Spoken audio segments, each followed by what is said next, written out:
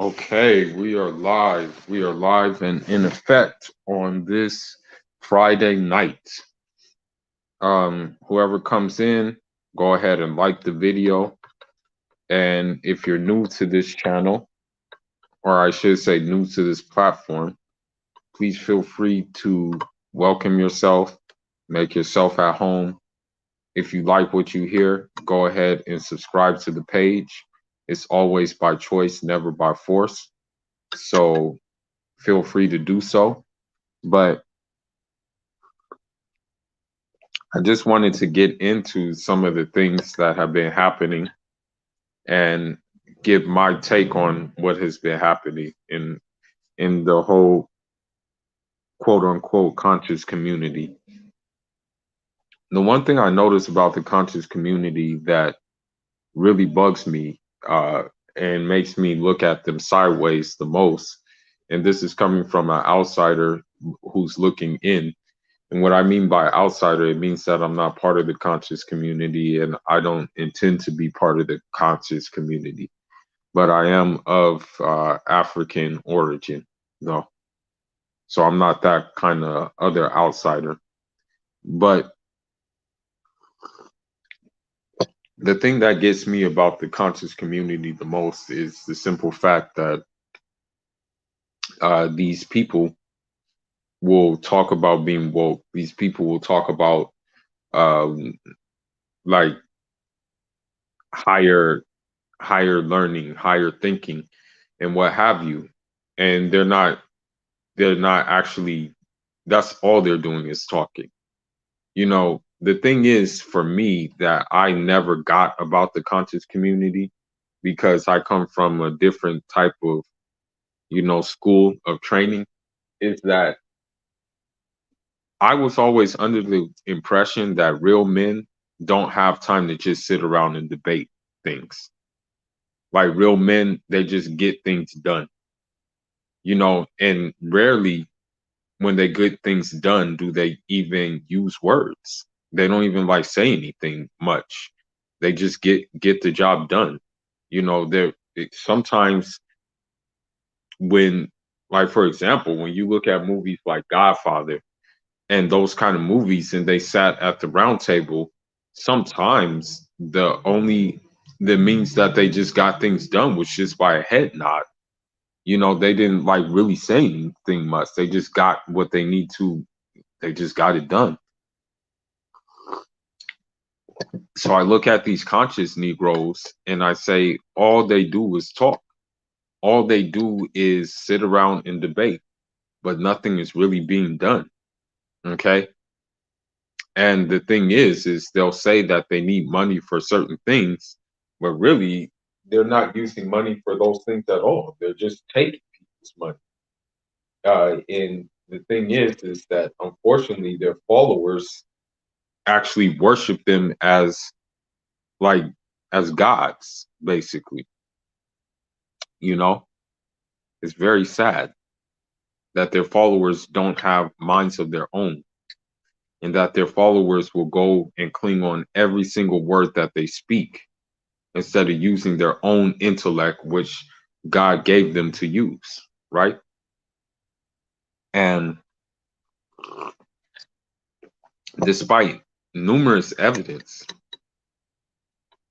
and despite people in the past coming out and saying this, that, and the other, that he did this to me, people still don't want to take those people word for it for some reason. And I never got that. I don't understand why you wouldn't want to take someone's word who actually experienced it.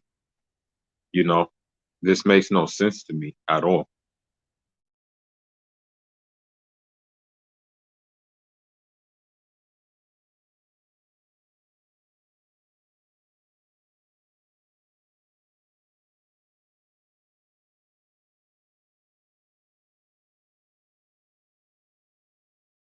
So with that being said, I just want to say that to people who follow these conscious leaders or whatever the case may be, you really need to reevaluate yourself because the sad thing is what I find that's most sad is that these people be old too that follow them. These people be like in their, they be old enough to know better. These people be like in their late 20s, early 30s, and things like that. And because some of these Negroes just use big words, you guys are thrilled off of those big words, you know?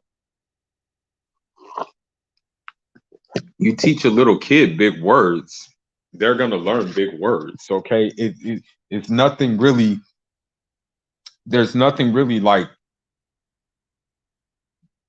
how should I say it? There's nothing really amazing when someone has a vocabulary that maybe you haven't heard of. I mean, uh, even in a song, Jay-Z says something very profound. I gotta find the lyrics, but Jay-Z said something like, hold on, I'll be right back. As a matter of fact, I'm gonna look for those lyrics. I'm gonna listen to the song real quick and I'm gonna look for those lyrics. Give me 1 second, because he says something very true.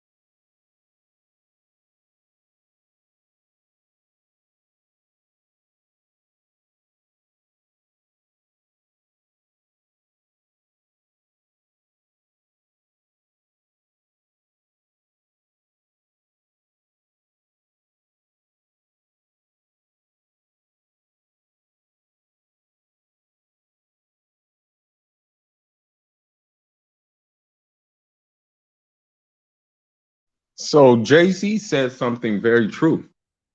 Jay-Z said, just because he wears a kufi, it don't mean that he bright. And just because, what else did he say? He said, just because, uh, man, I gotta think. Hold on, man, I gotta.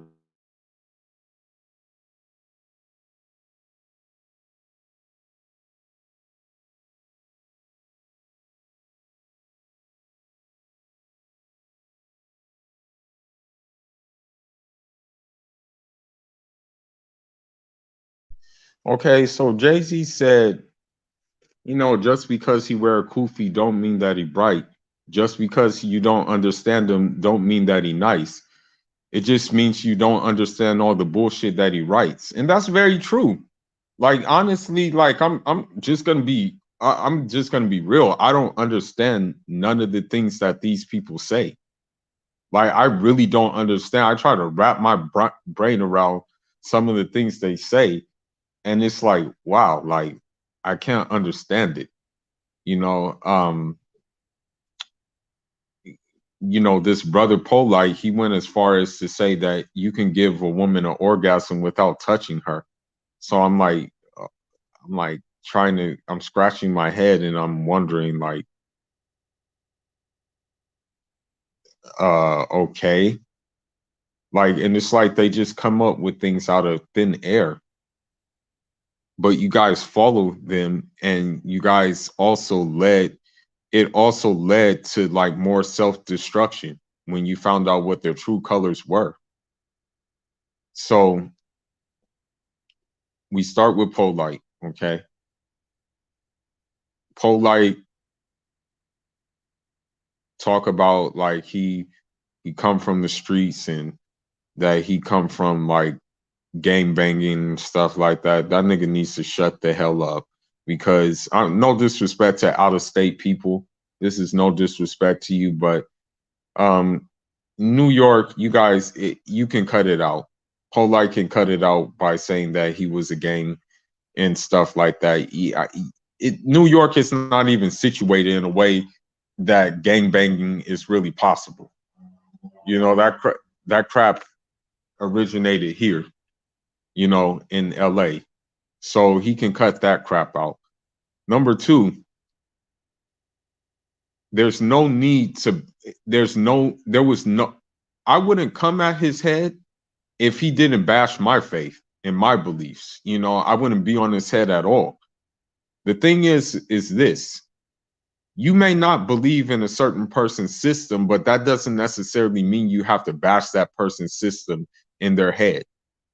You know what I mean? You don't have to like just talk venomly against it, like vicious, like make vicious assumptions of their system because you don't agree with it.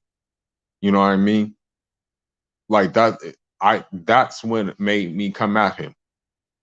Because it's like when for someone who read, for someone who actually like did their research, like did thorough research,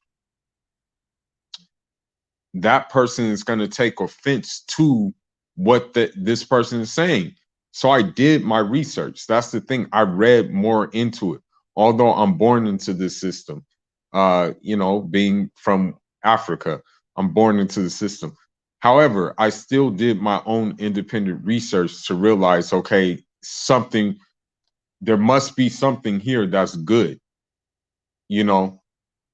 Um, so when Polight started coming at Islam, I'm like, yo, like, what's this dude's problem?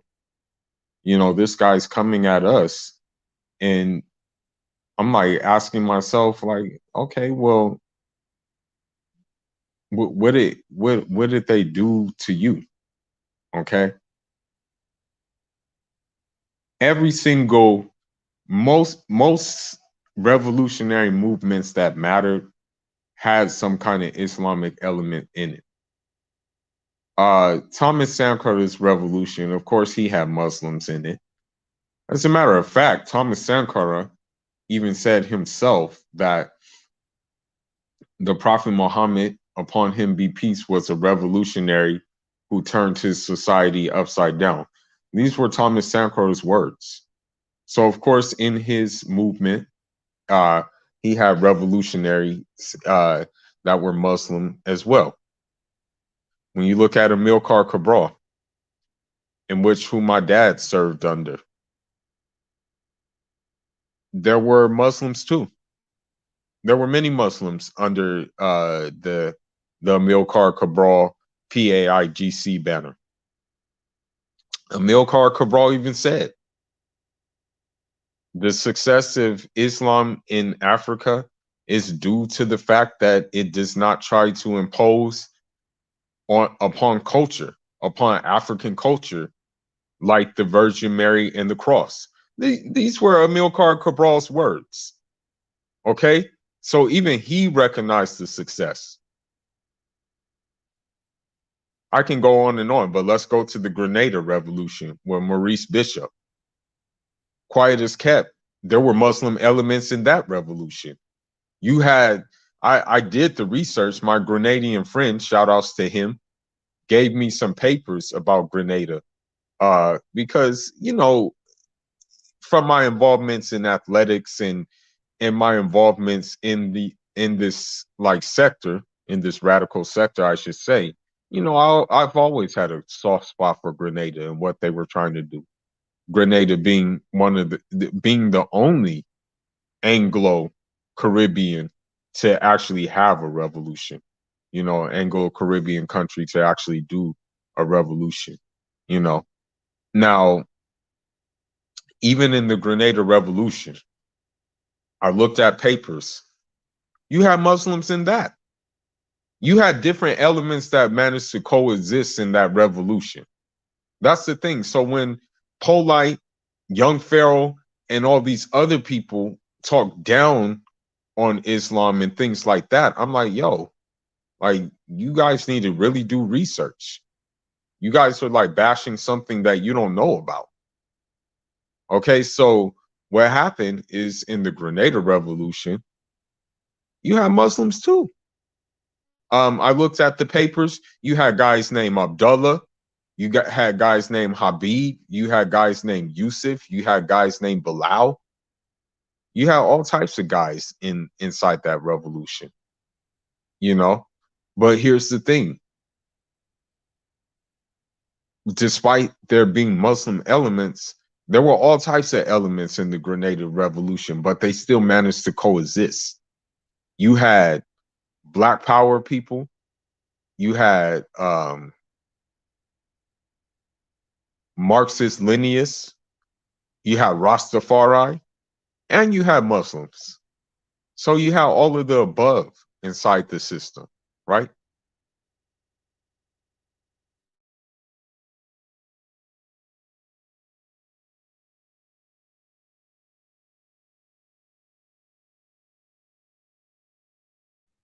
So with that being said, if they manage to coexist, then obviously other people can go coexist too. Let's move on to the Haitian Revolution. Um, it should be known that the architects of the Haitian Revolution, okay, the I guess you can say the precursors of the Haitian Revolution were Muslim. Duty Boukman, Rahmatullah, and Francois Mackendal, they were Muslim. They kick-started the crap, the Haitian Revolution. You look at another story that was passed down to me. You look at a Senegalese uh, prisoner of war who was brought to Haiti by the name of Kellador. He fought alongside Toussaint Louverture. After fighting alongside Toussaint Louverture, he left Haiti. He went to Puerto Rico, and then he went back home to Senegal. So what I'm trying to say is that different groups of Black people coexisted with each other during these revolutionary movements, but these conscious Negroes act like you just have to follow them, and in order for the revolutionary or any in order for any mobility or any progression to work. They act like you're limited to just following them, that you can't have a mind of your own. And so that's why I was like, that's why I came at these conscious Negroes, because of the simple fact that, you're talking about my way of life and you haven't offered a better alternative to my way of life, and then another thing that made me mad about Polight is how he bastardized polygamy as well. And young Pharaoh too. They both bastardize the polygamous aspect, right? So my thing is this: you bash Islam, and I'm talking about Polight, Chakabars, and Pharoh. You bash Islam, but yet you want to take elements of Islam like polygamy and use them. Like make it make sense, bro. So let's fast forward to Polight and his current entanglement. So, like always, Allah has decided to expose Brother Polight. He's exposed them before. He's exposed his scamming. He's exposed his lying about having real estate projects. He's exposed all of that, right? But he decided to expose this on a bigger scale now. He decided that, okay, it's time for me to expose. Allah just decided, okay, it's time for me to expose him on a bigger scale now because he won't learn his lesson. So this is why Allah decided to expose him now. Now, I don't know all the details. I don't know the full details of this story, but it turns out that he is being charged for solicitation of a minor, and also they're saying raping of a minor, right? Now, I don't know the full stories, okay? I don't know what exactly went down. What I do know is that the mother of the child is now being harassed, is now being threatened, and things like that. Now, again, I don't know what happened, but and I'm not going to put the blame on the mom. However, the mother should have knew who she was dealing with from the rip. If she knows that this Polight was a member of Malachi Z. York's little thing going on, and she knows what Malachi Z. York did, she should have took the initiative. And again, I'm not blaming her. She should have took the initiative to stay away from him. You know, that's just the bottom line. She should have did that, because otherwise this probably wouldn't have happened. Okay? And you have to understand that he wasn't even practicing polygamy right. He was practicing polygamy in the sense of a having just an orgy. You know, there was no order, no structure. Him flaunting his wives around, and then again making simps, empowering simps by saying the black woman is God. Do you know how much of a simp that is? Like, that's the thing. He wasn't even, he's not even masculine. That's the sad thing. As many women as he is around, as many women as he has around, he's not even masculine. That's the sad thing about the whole thing. Okay, he basically, yeah, as a matter of fact, he went as far as to say that women are more intelligent than men. The hell they are. The hell they are. Who the hell built this world? Who the hell built Timbuktu? Who was the architect of radical movements? So when he said that, when he said women are more intelligent than men, I'm like, yeah, this nigga's a super thing. And people didn't realize that. And unfortunately, because of that, he gassed these Western women up even more. So they were able to just do certain things. Okay, he gassed them up even more to a certain extent that they didn't want to take responsibility for anything, especially these.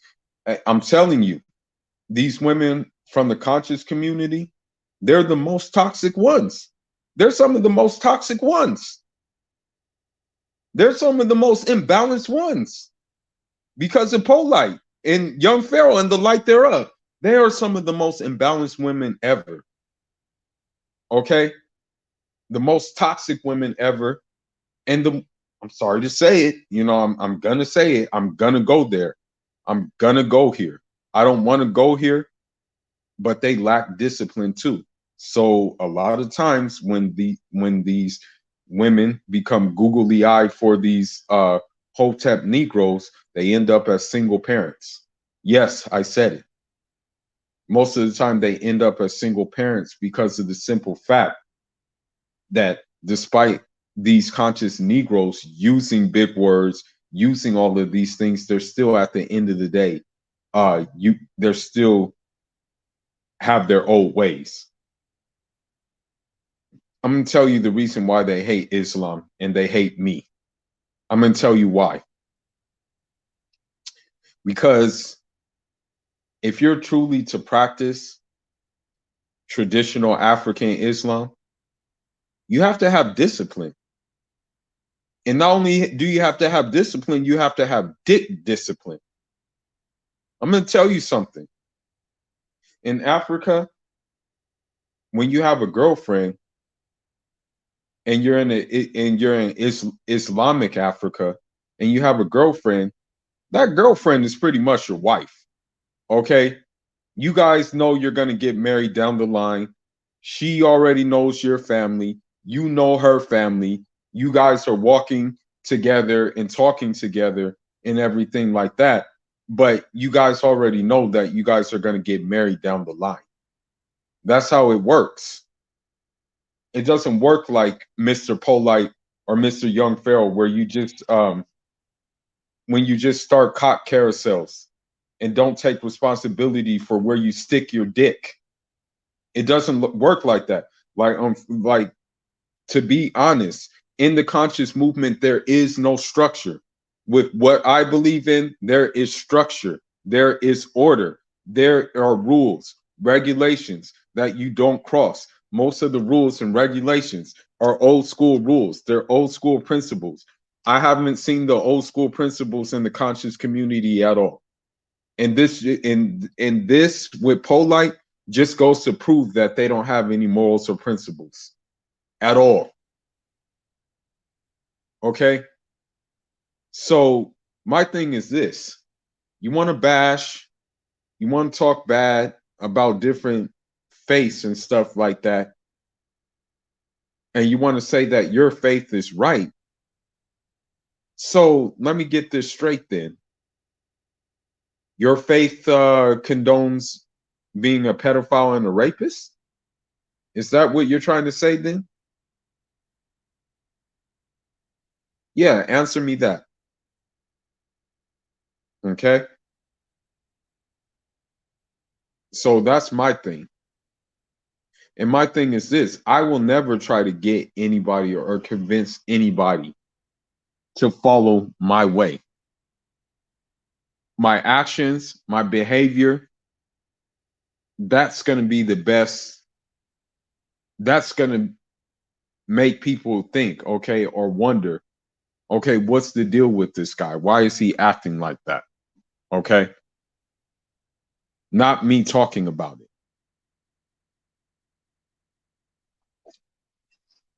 So we look at this situation with Polight. Okay? Same woman who said black woman is God. But yet he has himself in a conundrum. And one thing I need to say about him that which makes me question why you would follow him is this dude is in Hollywood. Hollywood is one of the most evilest place on earth. There are so many sadistic, dejolic things that go on in Hollywood. It's not even funny. Hollywood has the worst energy ever. Hollywood has demonic energy. But yet you see him driving in Hollywood. You see him with all these white girls and things like that. And it's like, yo, and you guys actually follow this guy? You guys follow a guy who basically is in good with like filth? Hollywood is not good. But yet that's the only place he was at, mostly, was in Hollywood. I can tell you one thing. If he came down to our neck of the woods in in West Los Angeles and in South Central West Los Angeles, he would get chased out because of the simple fact we know what he's about.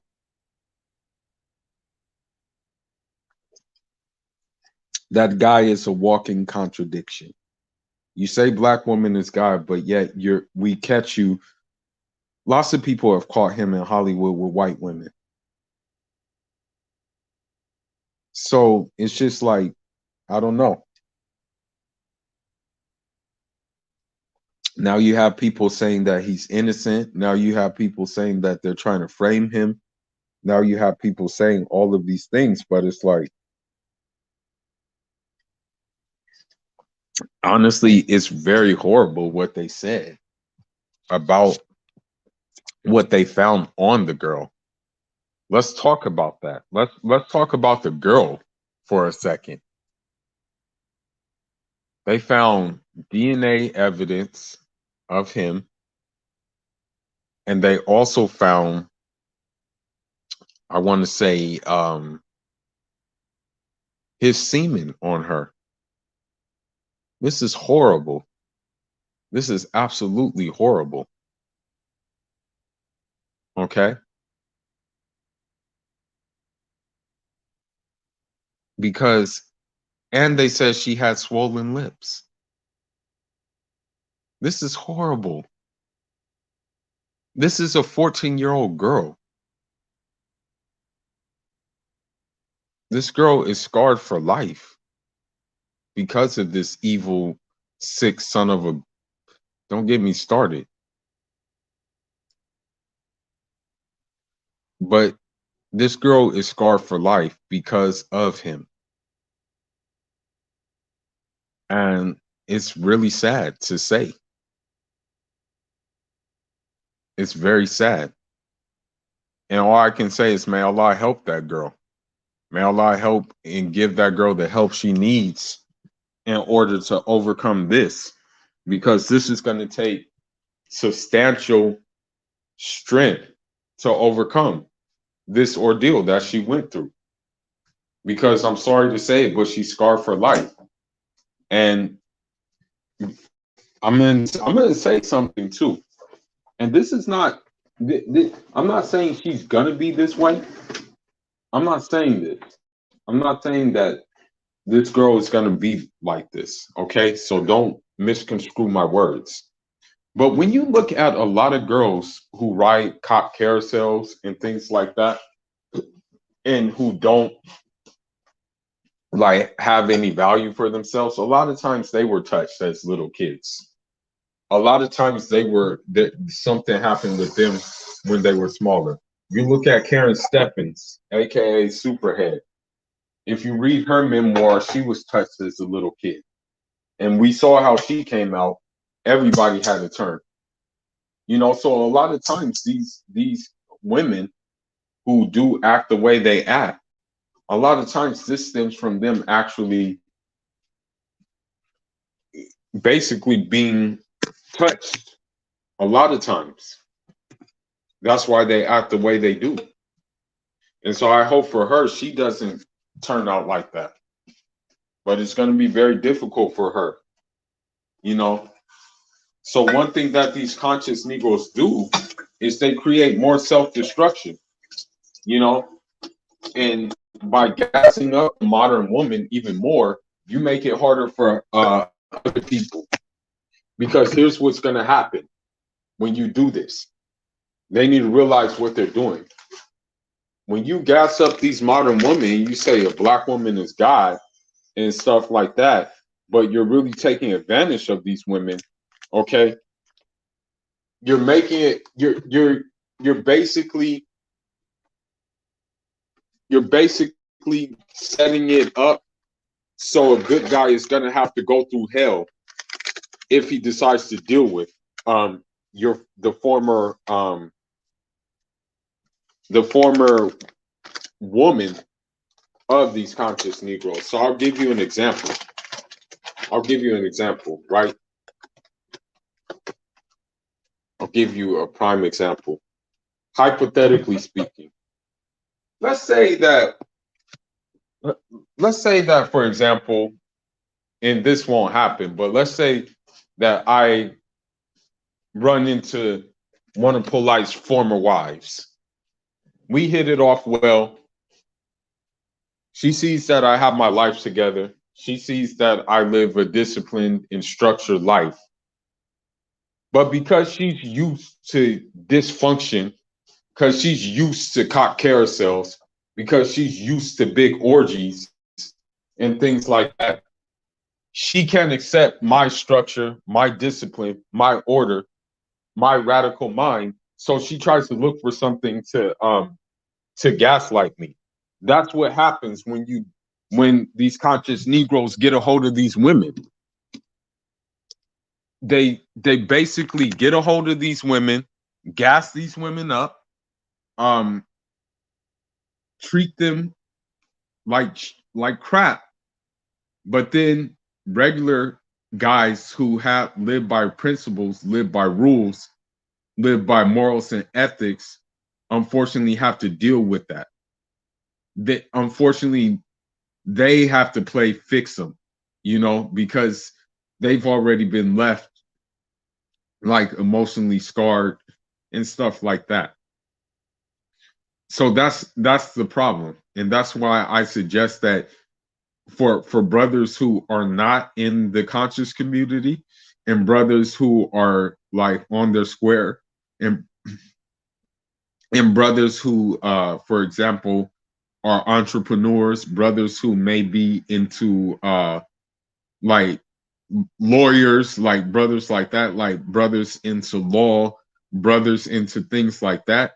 What I recommend for you is not to mess with those conscious females, because of the simple fact that um, they're no different from other Western females. It's just the only difference is they use big words, but they still have the same motives, and they still do. And it's kind of worse for you for the simple fact that you, if you're on your square, you're gonna have to play Mr. Fix It with them. That's the problem.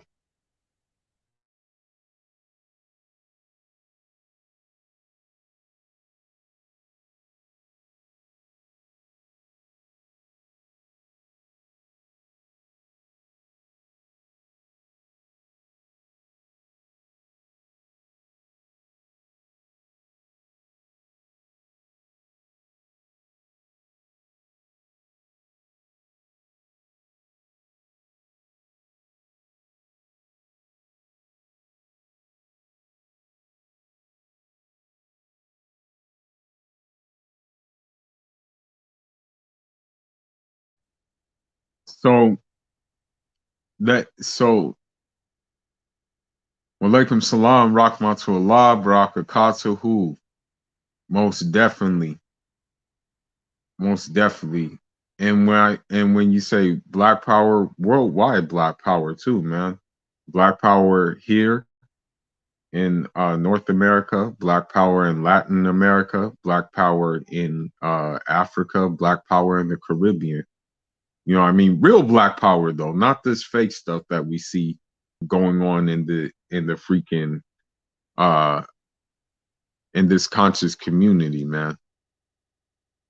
And it's sad because when you look at these things, it's just more it's sad to know that there's a lot of people out here like this. Sad. It's very sad. It's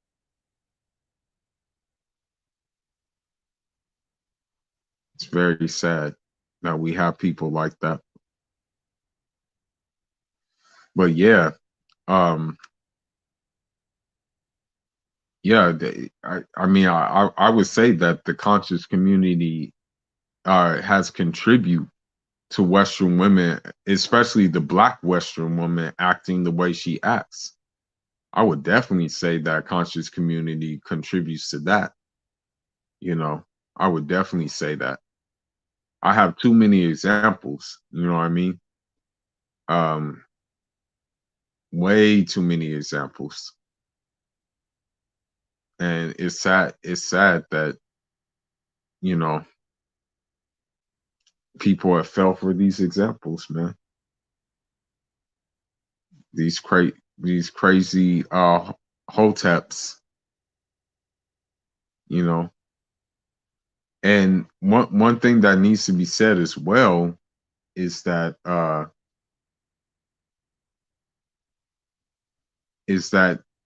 they were given a platform by this guy named Sa Netter. He gave all of these people platforms to exercise their ignorance. And the thing is, he's never given like a solid, like, for example, Imam Jamil Alameen, he never gave him a platform, you know. Salam Assalamu alaikum. alaikum. Wa Walaikum alaikum salam. salam. Wa alaikum salam wa rahmatullah barakatuhu. So how's everything, sir? Alhamdulillah. Alhamdulillah. Everything is everything. Alhamdulillah.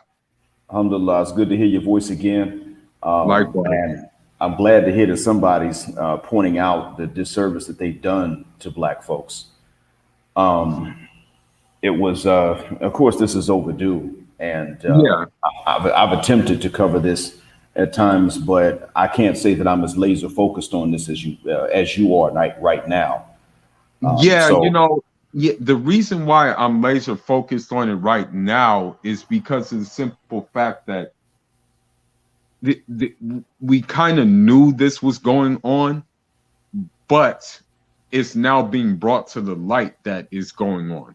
You know what I mean? That we knew that the underworkings were happening like this, but at the same time, I hate to say it, but because these Western Black women gravitated to these people and basically canceled, like it, believe it or not, it's sad to say it, but I know a lot of brothers for example, I know a lot of brothers from North Philadelphia, very strong militant Muslims, okay, very mhm. strong militant Muslims, right?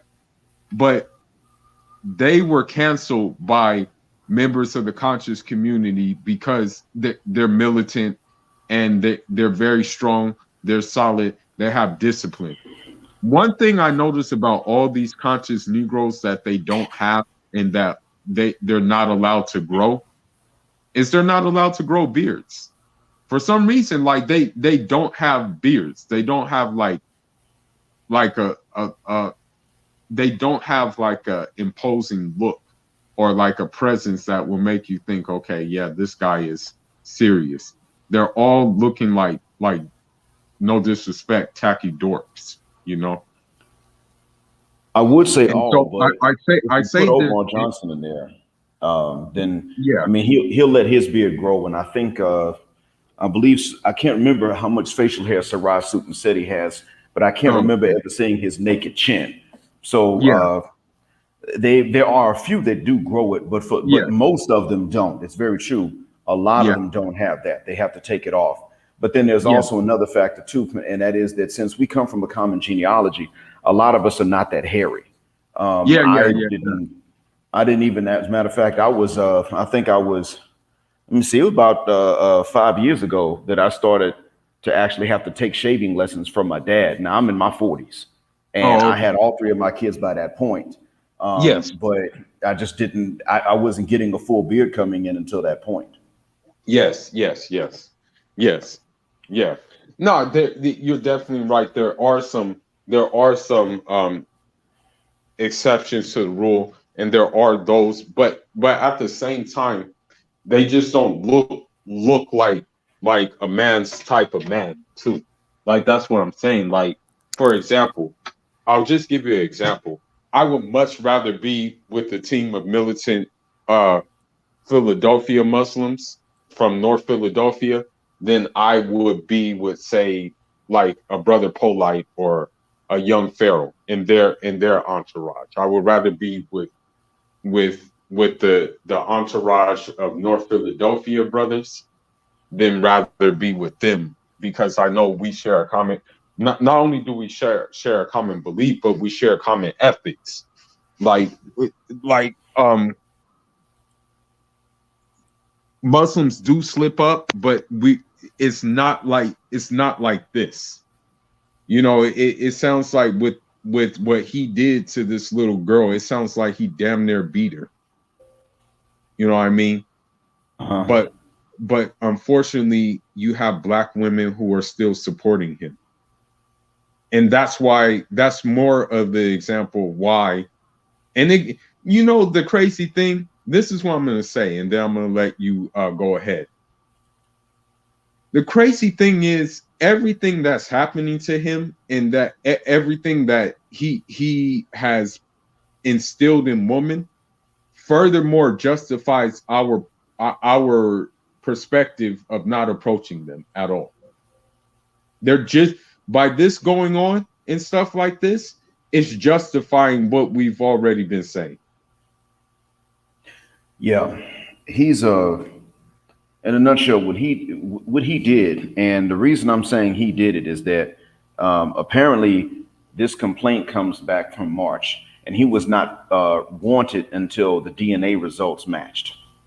So there's some sort of DNA evidence, and if he didn't do what they're saying he did, then he still did something that was shady. He still did something wrong.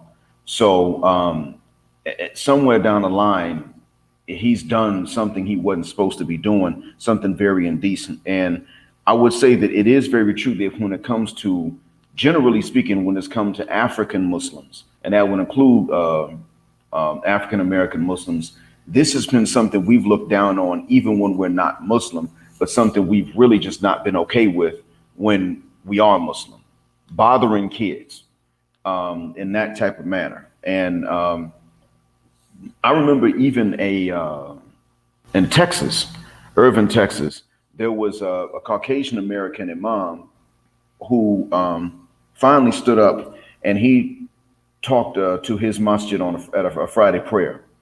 And he was telling the congregation, most of whom were from the subcontinent, we got a problem because we're letting people who get accused of these things know in advance that they're about to be accused. We just tell them go back home and they catch these flights and go back to their countries before we turn them into the authorities for at least for an accusation like this.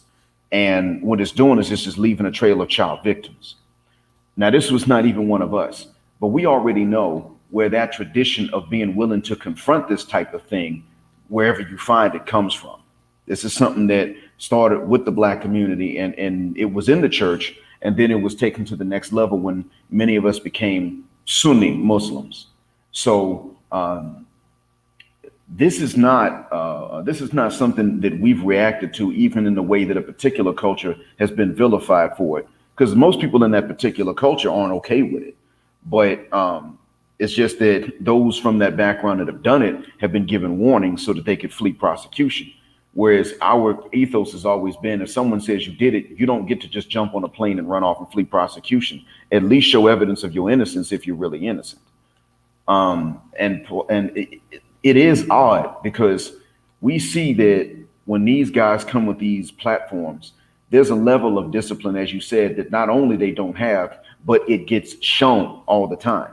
Now, I remember being in college, and there was one night when they were going to show a special screening of the movie Shaka Zulu, was I think maybe even a historical breakdown of it, and maybe it was a documentary, whatever the case was. Now, mind you, I wasn't Muslim at this point, very pro-Black, and quite militant, but I wasn't Muslim.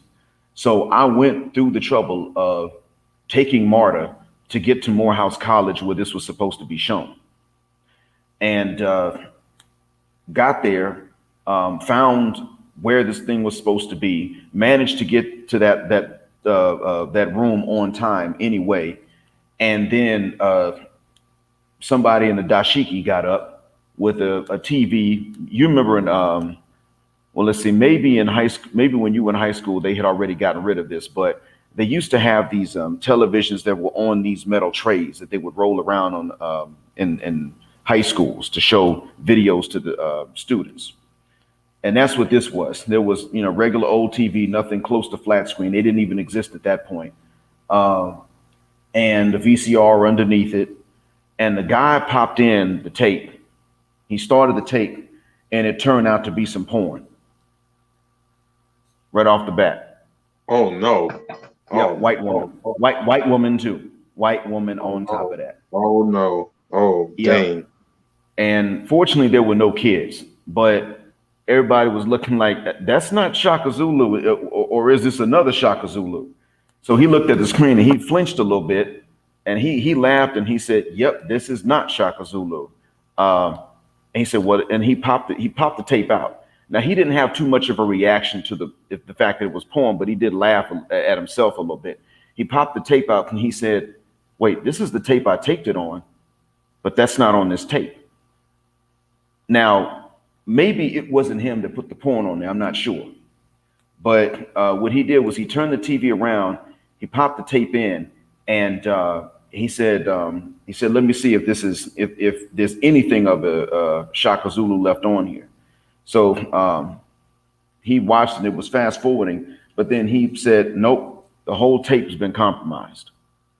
And he said he said the porn actually ends, but once the porn is over, there's like this really nothing on it. The picture of the rest of the movie is really bad quality. So he said, well, I can't show it because we won't see anything anyway.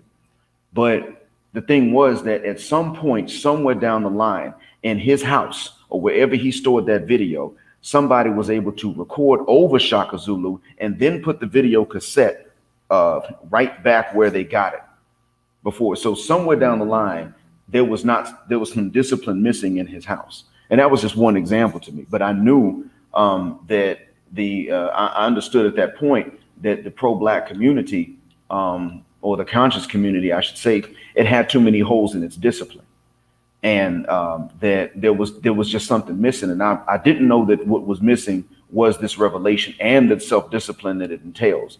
I wasn't aware exactly what was missing, but I knew that there was a lot of discipline missing, a lot of self-discipline missing, and that was just sort of the beginning for me. But then after that, I mean, I came to realize that the ones who I knew in person, they had issues. They were always late for stuff, always. There was no sense of punctuality. And then they would use the African heritage to justify being impunctual. They oftentimes did not graduate on time. They weren't the only ones to not graduate on time, but they were the last ones you would expect to graduate on time.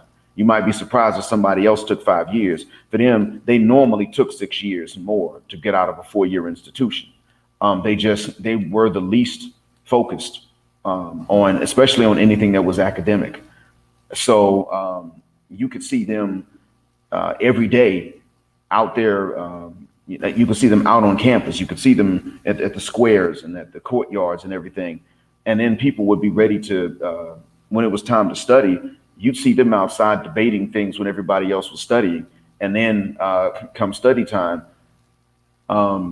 you could really, come test time, exam time, I began to notice that the pro-Blacks were some of the biggest cheaters on these exams. They weren't the only ones, but they were among the biggest cheaters. When it came to academics, they were the same as people who were still in that thug life, were still in that high school mode of thinking. And so there was, there's been a lot missing for a long time. This is in the 90s I'm talking about. So there's been a lot missing for a long time. And what I'm saying is that it's getting progressively worse. This is what I'm trying to get at. I mean, you would not have heard about this sort of thing back then, but then Malachi York got picked up for something similar. And most of us didn't believe it. Yeah, and that's the problem. And that's the problem. People still don't believe that Polight did it. Like, people still don't believe that this guy is capable of doing these kind of things. Like, same with the young Pharaohs. Like, people don't believe that these people actually are these type of people. Like, that's the whole issue. You know what I mean? Yeah. That's the problem we face, Well, in my age group, one of the reasons why that happens is that for those of us my age and older, there was a time it really wasn't normal. There was a time that this would have been a trumped up charge or a made up and fabricated charge. That there was a time that it would have been that way. And then now what we're seeing is that there's more and more evidence. I mean, I myself have a hard time believing that he would just be that stupid. I myself have a rough time thinking that this would be the case. I think to myself, if this is his proclivity, what chances are, I mean, he's already anti-Islamic. So chances are he would have had some arrangement with someone in government to where he could do something like this. And of course, they hold this over his head. But as long as he remains against the Muslims, they leave him alone. And they just wouldn't say anything. But this guy went and got with bothered his girlfriend's daughter. And that I have a hard time believing, not that he's that immoral, but that he would be that stupid. I mean, he talks about conspiracies. Doesn't he think that he would be under scrutiny for something like this? Heavier scrutiny than anybody else? If really if his path is really right, he should expect some sort of persecution. So he would expect that if he does something this dumb, that he just, there's no way he'd get away with it. And he was actually accused and then free all the way up until the DNA evidence came back or DNA match came back. So there was a time when, yes, this would not have been true. This would have been a trumped up charge.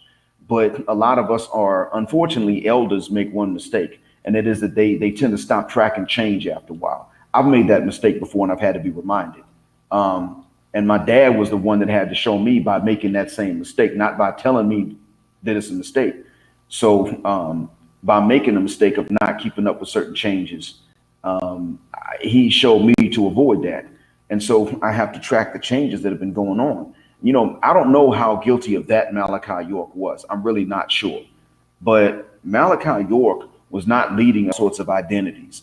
He was a Native American. He was a Liberian diplomat. God, what else? He was a Nubian. There was a time when he was a Muslim. And then he started claiming to be a deity because his nephew told me about this. So you take Malachi, and he was everywhere, but we didn't think that he would do something necessarily like this. And now we got to be honest that maybe he was the first one that actually was guilty, maybe not. But we have to be honest and admit that the pro-Black movement, the pro-Black community, the so-called conscious community, is not really attracting people that are truly pro-Black anymore. It's attracting people that have issues. That's true.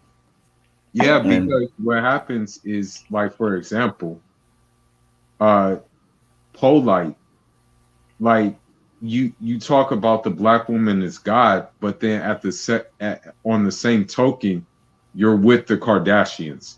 You're with white women and things like that. You know what I mean? So in essence, you use big words, and then those people follow you because of those big words or because of your charisma, but you're not really adding or enhancing anything into their life. You know what I mean? That's the whole thing. Again, I like to make reference to this, but there would be no Haitian revolution without Muslims. In fact, they're the ones who gave the idea of rebellion anyway. You know, but people overlook this so much. You know what I mean? So I often question, like, okay, what would happen if there weren't Muslim prisoners of war in the Caribbean? Would revolutions even happen? You know, would things be kicked off, since it seemed like they were the catalyst for that? I mean, the first revolution in the Western Hemisphere was in, I think, Dominican Republic by some Wolof, and they killed Christopher Columbus's brother. So you mean to tell me that this isn't like a revolutionary type thing that would appeal to liberation? But your whole Kemetic thing, because the thing is about the ancient Kemet, there was really no need for revolution or anything like that. There was really no need for anything. Yeah, they had conflicts and stuff like that, but not on the scale of, like, you know, colonizers coming to, like, you know, change the way they think and things like that. They didn't have it on that scale. You know what I mean? But, you know, in Islamic areas, they had it on that scale. So that's why you had these people who not only fought the Europeans, sometimes they were successful against the Europeans as well. You know, so that's why. Go ahead. Well, that rebellion that you talked about was in it was on the same island as Haiti. It was I think 1519, and this was before the French actually had the western half of it that's now Haiti. At that point, the whole island was under Spanish control. The Taino Indians were not yet extinct, and some Wolof slaves that were being held there, they teamed up with the Taino, and these were Wolof Muslim slaves. They teamed up with the Taino chief. I think his name was Enriquillo, or his Spanish name was Enriquillo. I forgot his original name in his own language, but they did team up with him, and I think they started it off on Christmas Day. And they did do some damage in the meantime. Of course, they didn't win, but they did do some damage in the meantime, and they fought bravely. It was the Wolof that were the initiators. Even though the land was that of the Taino, the Wolof were the initiators. They were saying that you may have to run when the Spaniards come after you, but since we have proximity to them, we can help you to fight and win against them. So you know the land, we know your enemy, we can combine this knowledge. And we got a shot at winning. And sadly, they did not win. But that was the first slave rebellion in the Americas. That was the first one, started by Muslims again. Then the next time it happened on that island, as we know, was the Haitian Revolution, again started by Muslims, 1835, in Salvador de Bahia, Brazil. It was Muslims who began the revolution there. I'm not saying at any point that it was only Muslims that did the fighting. No Muslim has ever asserted this, but they did start. They did take this. It was the Muslims that started this pattern and took these rebellions and these revolutions. And so, in a nutshell, yeah, we have to look back and say that we got to give credit to African Muslims for the weakness of slavery as an institution in the West, first off, and then for the independence and the freedom of Haiti. We have to just be honest about that. In Suriname, the Bush blacks fought a jihad against their slave owners. That was in Suriname. That's in the Americas. And I think they actually had a type of Islamic Sharia jurisdiction there for a while. And these were. I didn't even know that. I had no idea in Suriname. Yeah, it was. Well, there's a lot of this is not really talked about. In Jamaica, I mean, we know Jamaicans as people who don't take crap off of you. You can't go there and dominate them. That's the idea that we have of them. And they're also known as being a repository for some of the most rebellious slaves that were ever held on any of the other islands or in other areas.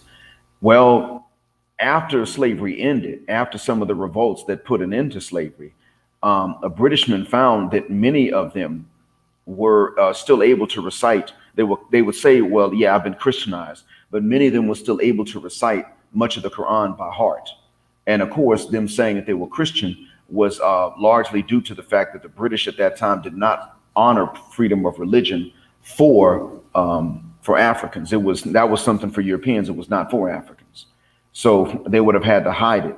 But it turned out that, yeah, even Jamaica's got quite not only the Muslim history, the Muslim heritage, but specifically the revolutionary Muslim heritage. And then again, they never sat up and said that they were the only ones that did the fighting. No Muslim ever said that, but they were the ones who started a lot of this. And so a lot of people in the so-called conscious community, really, we should call them the unconscious. To say that they're the conscious community is doing a disservice to people that actually were conscious. Because while they'll sit up and say, what has Islam ever had to do with black liberation? Well, Doroba bin Wahad, who was an African-American that became Muslim, was one of those that broke Assata Shakur out of captivity. There was a time when Assata Shakur herself petitioned to not have to go to court on Friday so that she could pray the congregational prayer. That was a petition she had. And then, of course, Doroba bin Wahad was one of those revolutionaries that supposedly sprung her out of prison, from which she wound up escaping to Cuba and is still there to this day and has never been returned. So it's not true that African-American Muslims have never done anything, ever made any sacrifice. You don't get to making a sacrifice beyond that of picking up weapons and pointing them at your oppressor. So they're saying this stuff, but in actuality, it's not just a philosophical point to argue. It's a lie. It's not true. What they're putting forward is not historically accurate. Someone lied to them and they repeated it, or they knew it was a lie and they told it, and they're outright intentional liars. But one way or another, what they're telling us is not true. And we've never sat up and said that non-Muslim black people had nothing to do with the liberation of black folks. We've never said that. but they're putting forward that it never had anything to do with the liberation, and that we've actually participated in the enslavement. Right. And then another thing too, the thing is that they have, like, for example, like a Bonquisha will just become like goddess Keisha. That's what happens. But the thing is, she hasn't changed. She's still the same thing. Uh, I don't know what was in I don't know what entails his version of polygamy, right? I don't know what entails his version of polygamy, but I can kind of see that, that version doesn't involve his wives being subservient, which is why probably they left. Okay, and you've kept up with him more than I have, but if his wives have left him, then that tells us a lot right there. Yeah, yeah. I haven't really kept up with him a lot, but I kept up to him to a point where I'm like, okay, this guy is definitely like a fraudulent guy, and he's a threat to a lot of people, basically. Yeah, well, when you're willing to lie to people about what they've come from, that certainly is a threat right there. We're just going to have to come to terms with the fact that when a lot of the conscious community turned away from Islam, that was its downfall. We're just going to have to deal with that. It's a hard thing for me to accept, but it was harder for me to accept before I became Muslim. It was much harder for me to accept at that point because I wasn't Muslim and I didn't see how it was that it could have been the solution for us. I wasn't sure that it was the solution for us because, again, I knew that it was something that came into Africa from the Middle East, as I'd heard about it. So I saw the Middle East as a part of Africa that didn't know it was a part of Africa, therefore unfit to tell us Black people anything. But it is something for us to come to terms with. We're just going to have to admit. I mean, when I say we, I mean Black folks in general, just going to have to admit that the real reason why there was this push to separate Black liberation from Islam was nothing other than the discipline. I mean, internally, while we agreed to this plot, was nothing other than the self-discipline you got to have to actually practice Islam. And the outside reason for someone else having that plot in the first place was because they, of course, J. Edgar Hoover said that one of his fears, and this came from a friend of H. Rap Brown in Atlanta that told me this. Apparently, J. Edgar Hoover, who we've since discovered was part Black himself, he said that one of his greatest fears for the United States was not a foreign power, but it was of the American Negro learning authentic Islam. Yeah, because the thing, and this is the thing, this is why I tell these people, Islam would be considered toxic masculinity for the simple fact that the husband calls the shots. The husband does it. The husband is the head honcho. He's numero uno of the household. Yes, his wife plays a part in the household, but this is another thing. And this is why the Western woman will always hate Islam too. The thing is this, and I'm not trying to say this, but men marry. One of the reasons why men marry is obviously so they can have sex. That's one of the reasons. That's one of the reasons why men get married, is so they can have sex. The Western woman has been taught that she can withhold sex from a man, and that she can withhold sex as long as she please. Even when there's nothing wrong with her, she still can withhold sex. But in Islam, a woman cannot withhold sex unless there's something wrong with her. She has to be available for her husband at any given time. And if she's not available for her husband at any given time, then there's going to be some repercussions in the spiritual level for her not being available. But she has to make herself available for her husband whenever he feels like it, right? Yep. She's gonna And have the to. thing is about that is, again, that goes into this will unfortunately drive the feminists the wrong way, and this will also drive the conscious woman the wrong the woman from the conscious community the wrong way.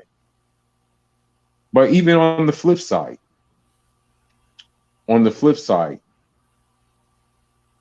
if we talk about the rules of marriage and things like that,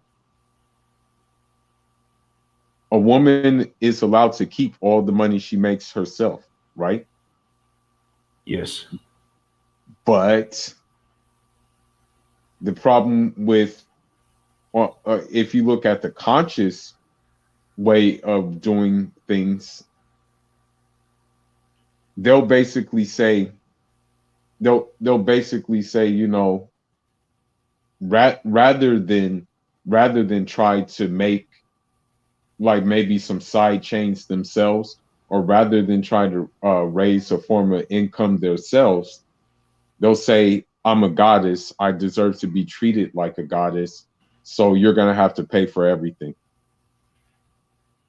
Because these conscious Yeah. Negroes have put it in their head that they are goddesses and that we have to worship the ground they walk on. And because they have fallen for this illusion, it now makes it very difficult to not reprogram them, but let them know reality, what reality really is. And I don't know. This is the thing. I'm gonna let you talk after this. I don't know if the guys in the conscious community, like Polight, saying that women are smarter than men, I don't know if he did this intentionally, if he knew what would become of this, or if he did it just because he really couldn't get women without doing that. If he did it intentionally or if he did it unintentionally, he was helping them in an act of war anyway. And one of the ways by which this is evidenced is him getting caught up like this. And again, even if he's somehow persecuted, somehow he went afoul of the ones who were happy about him bashing Islam, even in that case, and he's being set up, somehow they got his DNA. So he did something in the other case, he did something really, really dumb to get this caught up. He dropped his guard. And in the meantime, while he's doing this, you see, this was as much helping them in their acts of their war against us. We have already talked about that. He helped them in their war against us when he did both, when he called them goddess. I mean, an atheist is not supposed to call somebody God or goddess by their own definition. If you an atheist, that literally means non-goddess, non-godist. I mean, or it literally means someone of no God, someone believing in no God or goddess for that matter. He had no business calling black women goddesses if he says that he's an atheist. If there is no God, there's no goddess by definition. Secondly, so what he's doing is he's taking them and elevating them without any sort of divine mandate to do so. Who told him to do it? There's no God to tell him that he has to do that. So why would he? Why would he abase himself unnecessarily? Secondly, by him doing this, he done traumatized some little girl. Whatever he did, it was enough to traumatize this little girl. At the end, in the end, it comes down to the fact that him traumatizing this little girl is going to be fuel for the feminist, the misandrist, because anything that actually does victimize a woman, they're rightly outraged by, but they're going to use that as well. I shouldn't even say they're outraged all the time. Sometimes it's what they were looking for. He's given fuel to them so that they can turn around and say, well, you know, the women are hurt. We're always hurt, and it's always you guys doing it. And unfortunately, that propaganda, while it's not terribly effective on grown men, it's been really effective on young men. Young boys that are still school age and teenage boys. You got a lot of them, and even young adult men fresh out of school, walking around thinking they're the danger to women only. And then when women are dangerous to them, they don't know what to make of it. And they're not allowed to talk about that. So they're walking around thinking they're the danger. They treat themselves like there's some kind of danger, like there's some sort of wild animal that women have every right to fear, being out of a cage or being off of a leash. And then when they get hit, they don't feel comfortable, like they can go and tell someone that she's out here striking men. And so this is propaganda that they're going to be able to use for their war. And he just handed it to them both times. You're a goddess. I can't help myself around your 14-year-old. Now you have exactly what you want. It almost makes me, I almost want to walk up to him and say, how much did they pay you to do this? Yeah, that's what I want to know too, because the thing is about it in young Pharoh too, is he because of their upbringing, they just like he disregarded the father completely. He took it as far as to say the black woman is God, all this mitochondrial, this, that, and the other. He disregarded the family, the father dynamic completely. You know what I mean? That as if the father doesn't, it's not a factor. You know what I mean? For example, in regards to Ermias Ascadon, everybody knows his father is Eritrean, but let young Pharaoh's followers say that, oh no, his father doesn't mean anything because his mother is black. His mother is Black American from here, so his father doesn't mean anything. So, and I then said to them, okay, so you mean to tell me that a typical Black American name is Ermias Ascadon? Like, so you mean to tell me that him having his father's name, having his father's surname doesn't mean anything, and having a certain distinct look, which will tell you that he's of East African origin, doesn't mean anything? So this is what they kind of have done too. What these conscious Negroes have kind of done. I don't know if they meant it. I really don't know if they meant to do this. Brother Polight and young Pharoh and another goofy nigga named Chakabars. I don't know if they meant to like discount a man's role. Cause now granted, I haven't really listened to them and I haven't really been like invested in like really listening to them, but they don't talk about like a family dynamic like that. They don't talk about like being a strong, masculine, disciplined Black man. They don't talk about those things like that. The only thing they talk about is that the Black woman is God, her intelligence is this, that, and the other. Like, I don't know if they intentionally like left out fathers. I don't know if they really did that on purpose or if they realized they were doing that on purpose and that the only person that they were hurting is us Black dudes, right? And still raising the delusions of the Western Black woman. I mean, what do you think? Do you think they did that intentionally? In the beginning, I'm pretty sure they didn't.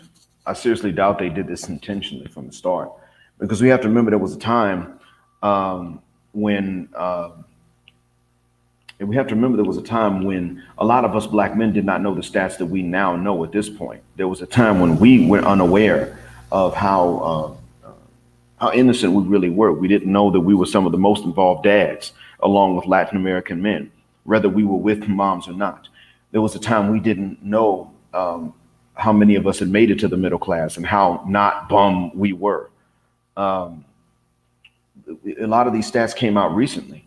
And I never forget when, to give you an idea, I'm not going to forget in 2011 when my daughter, older daughter, was finishing up her school year at one of the Muslim schools in Atlanta. And I was also finishing up teaching there. And one of the fathers of my daughter's classmates, a nice guy, a gentleman from India, was telling me how his wife was leaving.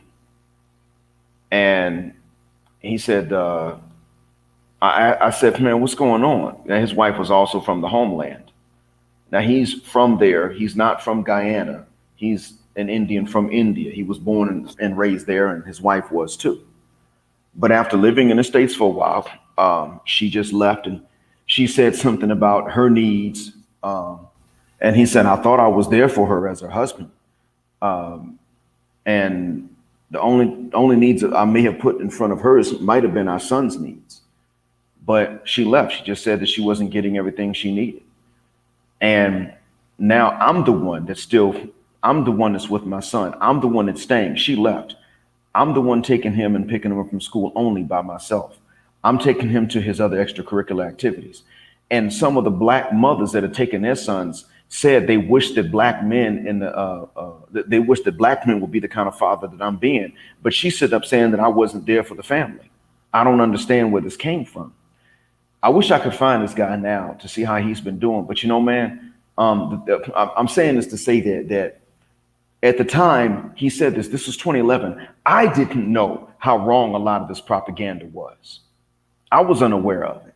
I thought that what I was dealing with from my American wife at that time was because of what other men did and because of what I didn't do to counteract it, even though I wasn't causing the same trauma.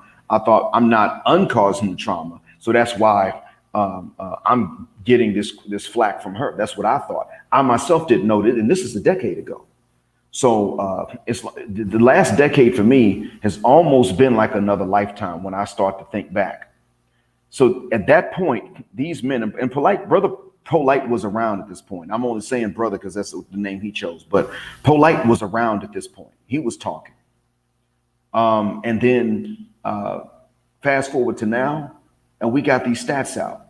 And so I'm pretty sure that amongst them it's split, that there are those of them that have heard what we've said, and they've been on blackdemographics.com and found out that all this stuff is crap, that it's BS. Because there's one other guy in the so-called conscious community, and he also, he's not friendly towards Islam. Ayo Kimathi, he calls himself the irritated genie of Southeast. And he was talking around this time, and he was saying, black men, we got to step up. We can't be punks. But then in more recent years, he started to say, sisters, what the hell are you doing? He started to call sisters out in recent years, and I don't know what he's been doing the last 2 years. But about 3 years ago, I heard him say, wait a minute now. I've been saying that black women are some of the most race loyal, but now you all got a swirly movement. What the hell is that? Brothers don't have anything like that. You see, so I know that exists amongst the conscious or the unconscious community, as I should call them. And that's why I say that now at this point, they're bound to be split between them.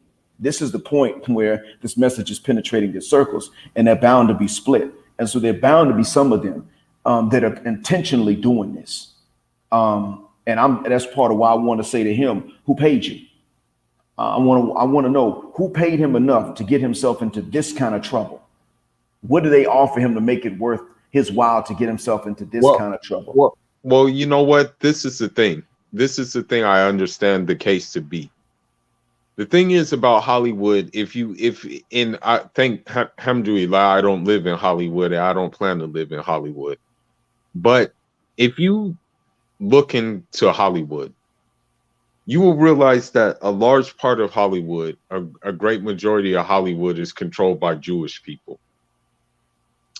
If you look at pictures with Polight, he has taken pictures with Jewish people. So my hypothesis is that this dude got in cahoots with these Jewish people, and they basically gave him access to cars, clothes, and things of that nature. You know what I mean? Without him working a day in his life for those things. You know, that's my belief. But this is still my thing with these conscious Negroes and these and the women of the conscious community. Th- Basically, they couldn't do anything if it wasn't for men. Like that's the thing. Like we built things. Like we built things. Like we have structure. Like we have structure, and that's why I say, like for example, like and I'm like, man, you can. As a matter of fact, one guy got mad at me the other day, because I said I'm gonna follow the Khabib blueprint. You know, the Khabib blueprint. He was disciplined. He stayed away. He stayed out the way.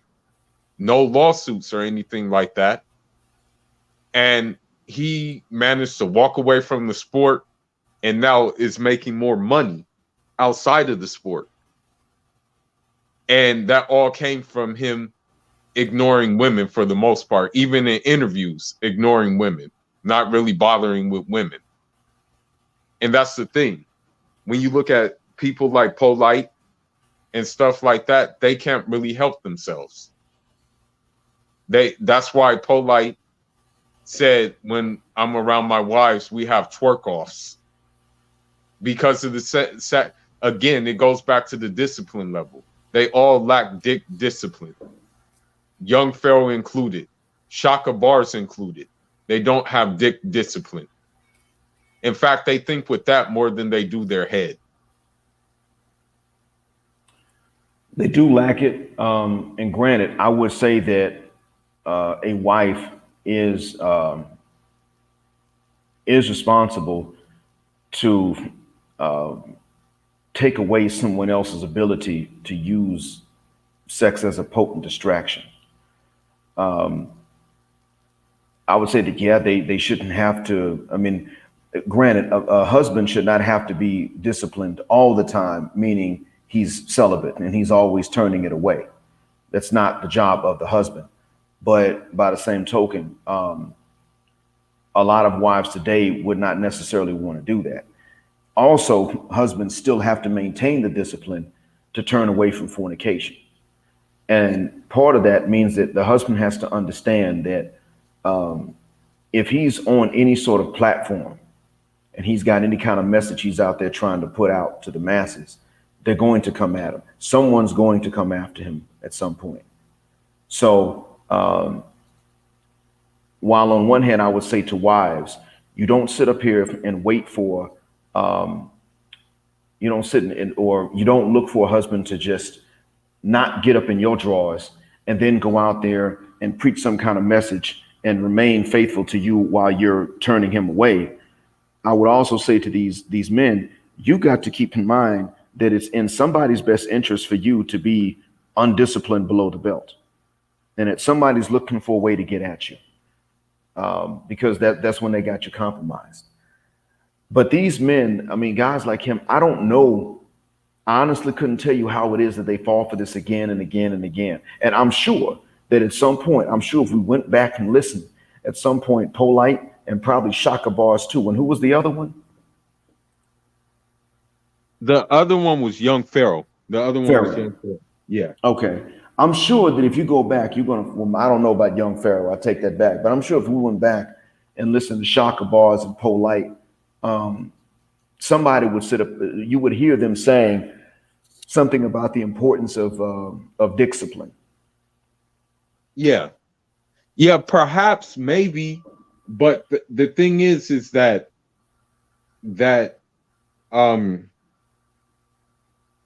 unfortunately he took it a step further. And I think again, I don't know if they realize they're doing it intentionally or if they're not doing it intentionally. But from what I find, this is what I find. I find that black people in general, as a general rule, black people across the board, for the most part, black men especially, black men are very race loyal. You know, I mean, they are very race loyal.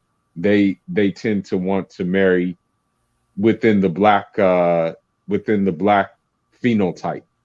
That's what they tend to want to do. Yeah. Um, However, when you see Polight with the Karen, it subconsciously sends the message to the Bonquisha that, okay, well, if he's swirling, then that means I'm entitled to do the same thing too. I don't know if I don't know if he realized that's what he was doing. You know what I mean? I'm sure And, that he did know. He had to have known because, I'm sorry, I'll let you finish and then I'll tell you why I say he must have known. yeah, and here's the thing, and I'm not trying to be disrespectful. I'm definitely not trying to be disrespectful because God created people how he sees fit. You know what I mean? However, like, I don't know if he would consider the factors that, like, having a lot of mulatto kids running around is not really in the best interest of black people in general because they're usually confused and at a crossroads. Now, granted, they're black. You know, we understand that they're black, but at the same time, they understand that they have certain tendencies which leans towards the white blood in which they have. In the States, I think it will become that way in the future, although generally speaking, that's not been the case. In other countries, I've heard about that being the case, and I'd have to take your word for it. I remember meeting a Liberian guy whose father was Lebanese. He looked like a light-skinned black man to me. But then one day inside of a Liberian restaurant, he said something about, I said something about black liberation, and he said something about him being the only white guy in the room at that time. And I looked and I said, "How are you white?" And then he explained it. And the funny thing was, his dad was Lebanese. He didn't take on Islam, but he would refer to himself as white because his dad was. He was following the patrilineal designation.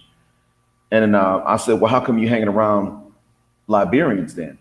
And why do you say you're an African?" And he said, "Well, I'm well versed in African culture." So I went and told the other Liberians. I immediately ratted him out. And then I didn't see them hanging around him anymore. I did see him a few times later, but there weren't as many people talking to him at that time. And the thing was, he couldn't go and hang around a bunch of Lebanese. Now, there were Lebanese living in Atlanta, and he could have said my dad was a Lebanese that lived in Liberia, but he knew that wasn't going to work. He knew the Lebanese weren't going. He didn't speak Arabic for one. He certainly didn't speak the Lebanese dialect, as far as I know. So he was one of those that I guess that could happen in other places. In the States, this is probably going to be a new phenomenon. And see, like you, I don't have a religious problem with race mixing by definition. It's a political reality that's been imposed upon us that makes it something we have to enter into very carefully, or not at all. And that even goes for sometimes it goes for some black folk. I mean, that's another story, but that's part of why it is I say that what I've said on my platform regarding the same thing. Marrying an Indonesian is not the same thing as, let's say, marrying a lady from Iran or from Afghanistan. Yeah, exactly. And that's what I mean. That's why I said to brothers that, and people called me a coon and stuff for it. And people called me like a sellout and stuff like that. But I said to brothers, if you are trying to look for a white woman to marry, then you want to look for a Eurasian woman to marry who's not from the dominant white culture. Like, you want to look for one of those quiet women from there, for the most part, who are very quiet, for the most part, who are very submissive. I have family members, or I should say distant family members, who have taken the charge and who have married women from Kazakhstan, married women from Bosnia, have married women from Tajikistan and Turkmenistan. They have done it, and they said the reason why they've done it is because they're not the same as regular white women. Yeah, I see what you mean. Eastern European white women, they do in general have a different behavior than Western Europeans do. Um, but unfortunately, if they've been in the West too long, it's a problem. That's also there. It's not just them. That's just pretty much anyone that's been in the West too long. They can become problematic. But in the beginning, it is different. I mean, marrying them at times might be different from, let's say, marrying a lady from Pakistan, because of their ideas about what it means to be white. Whiteness might be more important to the Pakistani woman than it is to the woman from Azerbaijan, as an example. So I can understand why it is that why we have to be careful about it, even though there's no religious injunction against it.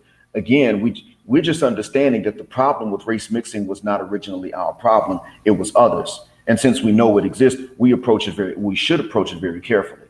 But that's the other thing. These pro-blacks, if they are more pro-black than, let's say, we Muslims are, they should have been the first ones to categorize other ethnicities based on their reactions towards us. They should have been the first ones to tell us, okay, look, the Philippines, check. Laos, check. Cambodia, check. Indonesia, Malaysia, check. But India, Pakistan, Afghanistan, Iran, Arabic speaking countries, X mark, because of their attitudes towards us. They should have been the first ones to tell us that. And they weren't. Right. They were just like, exactly. You see, that what they started off with is, well, if they're not black, it's a problem. Actually, when I was younger, it was just don't get with one of them au faits, meaning one of the mayonnaise mafiosos. That's what it was in the beginning. Even the NOI did not prohibit marriages except with au faits. I remember some guys from the NOI that were married to Latinas. It's just, and they told me, you just can't marry someone, you can't marry someone white. That was what they said at the time. Then it's gone. Since then, others have taken on this idea that if they ain't us, they don't like us, therefore don't marry them.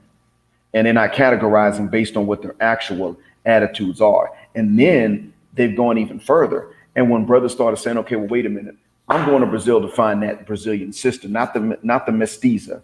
I'm going to find that Brazilian sister, or I'm going to the DR to find that Dominican sister, or Colombia to find that Colombian sister. Then all of a sudden it became, well, see, you're doing this because they're poor and you're taking advantage of their poverty. Why don't you stay here and save us from our poverty instead? And you had middle-class sisters traveling to argue with Charles Tyler in Brazil. They traveled to Brazil not to find a Brazilian man. They traveled to Brazil to find Charles Tyler on the beach and argue with him. So what it really came down to was, well, see, if you're really pro-black, then you're going to be with the ADOS woman. So that means it's no longer about genetics anymore. Then and that's the problem too. And that's another problem too with like guys like Tariq Nasheed. Like, for example, Tariq Nasheed will say that, like, you know, blacks from the continent and blacks from the Caribbean aren't necessarily, don't really belong. You know what I mean? And at the same time, his wife is a mulatto. You know what I mean? So it's like you're saying one thing, but your life is a reflection of another thing. You know what I mean? Yes. And so for me personally, I always was under the impression that, hey, if you are black and you marry another black person from another black culture, then you're still doing black people a service. You're still doing a good job. You know what I mean? You're still doing the right thing. That was my assumption. But with people like, for example, like the Polights and the young Pharohs, and also the Tariq Nasheeds, you're not doing a justice by marrying a woman from a different black background. And you're not, and same with the Bonquishas and stuff like that. You're not doing, in the Big Shirleys, you're not doing a service by staying within your phenotype, you know, by staying within despite maybe that phenotype being in Latin America, despite maybe that phenotype being in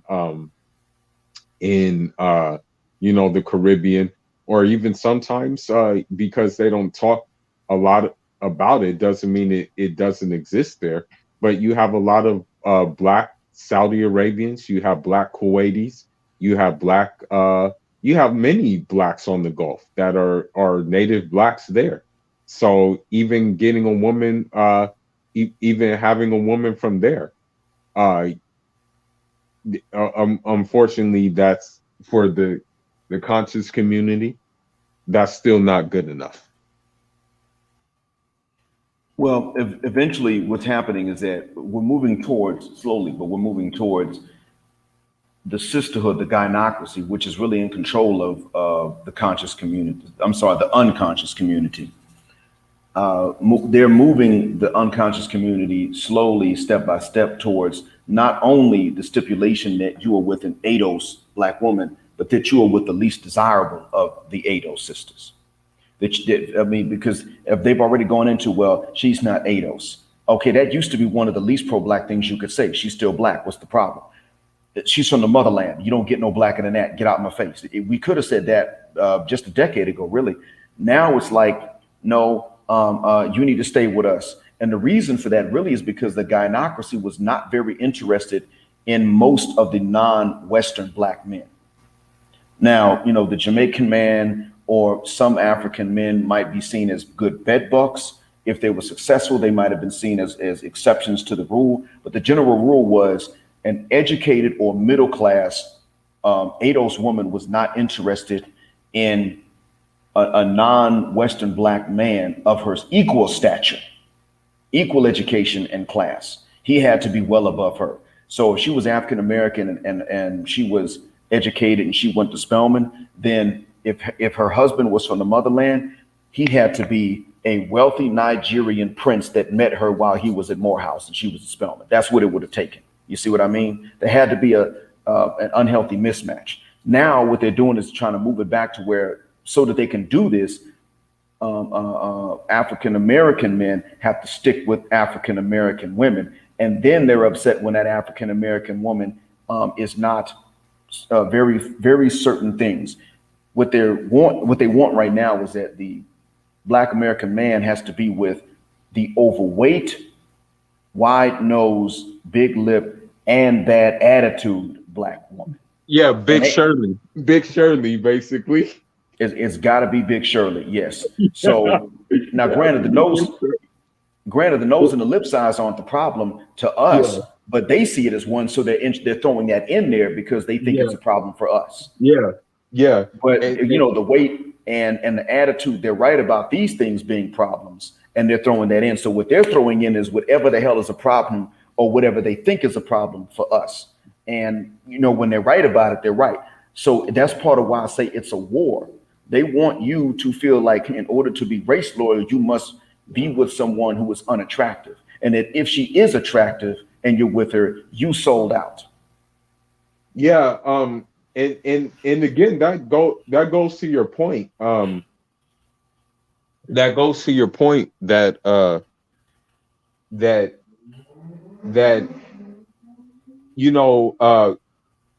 for example, it was me, it was Ermias, and it was another guy named Sador.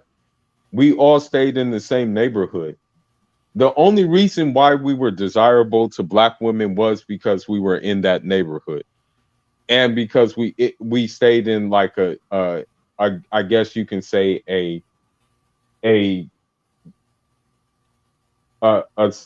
what's the good word? A social, like basically a social trap. If we weren't in those, if we were like, let's just say well-to-do, started off with well-to-do status, we wouldn't be desirable to the Western Black woman. But because we stayed in that neighborhood and things like that, that's what made us desirable. However, if we didn't stay there, they would not pay us any mind. You know what I mean? One thing I noticed, and this is one thing that I see most a lot. Most of them can't really hold a conversation about especially the conscious community women, most of them couldn't really hold like a real conversation about anything of value or even a common sense practical approach to problems. The thing is the only one that is doing the traveling, the only one that is actually living life is the leader of the conscious community, is the brother Polight, is the Chakabars, is the young Pharaoh. However, their followers are not living life. Their followers are not thinking for themselves, saying, hey, instead of me giving my money to them, why don't I save money to travel for myself? You know what I mean? And that's what I find too among them. You know, if you must, for example, and I'm just saying this as an example, I'm not promoting it. I'm not promoting that you should do it. But if you are into Kemet and you want to follow that Kemetic system, instead of watching, like, for example, a brother Polight or a young Pharaoh, wouldn't the best logical thing be to actually save money, save enough money, and go see it for yourself? You know what I mean? And let's not and let me not start with the fact that in hieroglyphics, this was proven that some of the attributes of Allah are in hieroglyphics. And let me not also go to the fact that one such Dul Nun al Misri, Rahmatullah alayh, who was a Nubian, yes, he was a Nubian, that although he was well versed in Islamic education, he even knew the secrets of hieroglyphs. But those Kemetic, quote unquote, Hotep people don't know who Dul Nun al Misri is, and he was much learned in hieroglyphics than they are, basically. You know, that reminds me, bro. Um, if they're into Kemet, they oftentimes cite the spiritual system of Ma'at. And while Ma'at was quite moralistic for the most part, they saw it as, I mean, even those who are into it now, they see it as they see it as against Ma'at when Egypt gets invaded. When Egypt invades, they don't see it the same way. Now, in order to say that it's not okay for people to invade us, but it's okay when we invade people, you have to believe in a type of moral superiority. You have to actually have one. So what you have to be bringing has to go beyond simple ethnic imperialism and ethnic hegemony. It's got to be about something that's intrinsically morally right that you're bringing to others. And therefore, that would also mean that if others accept it, then you don't have to invade them. That's what that would mean.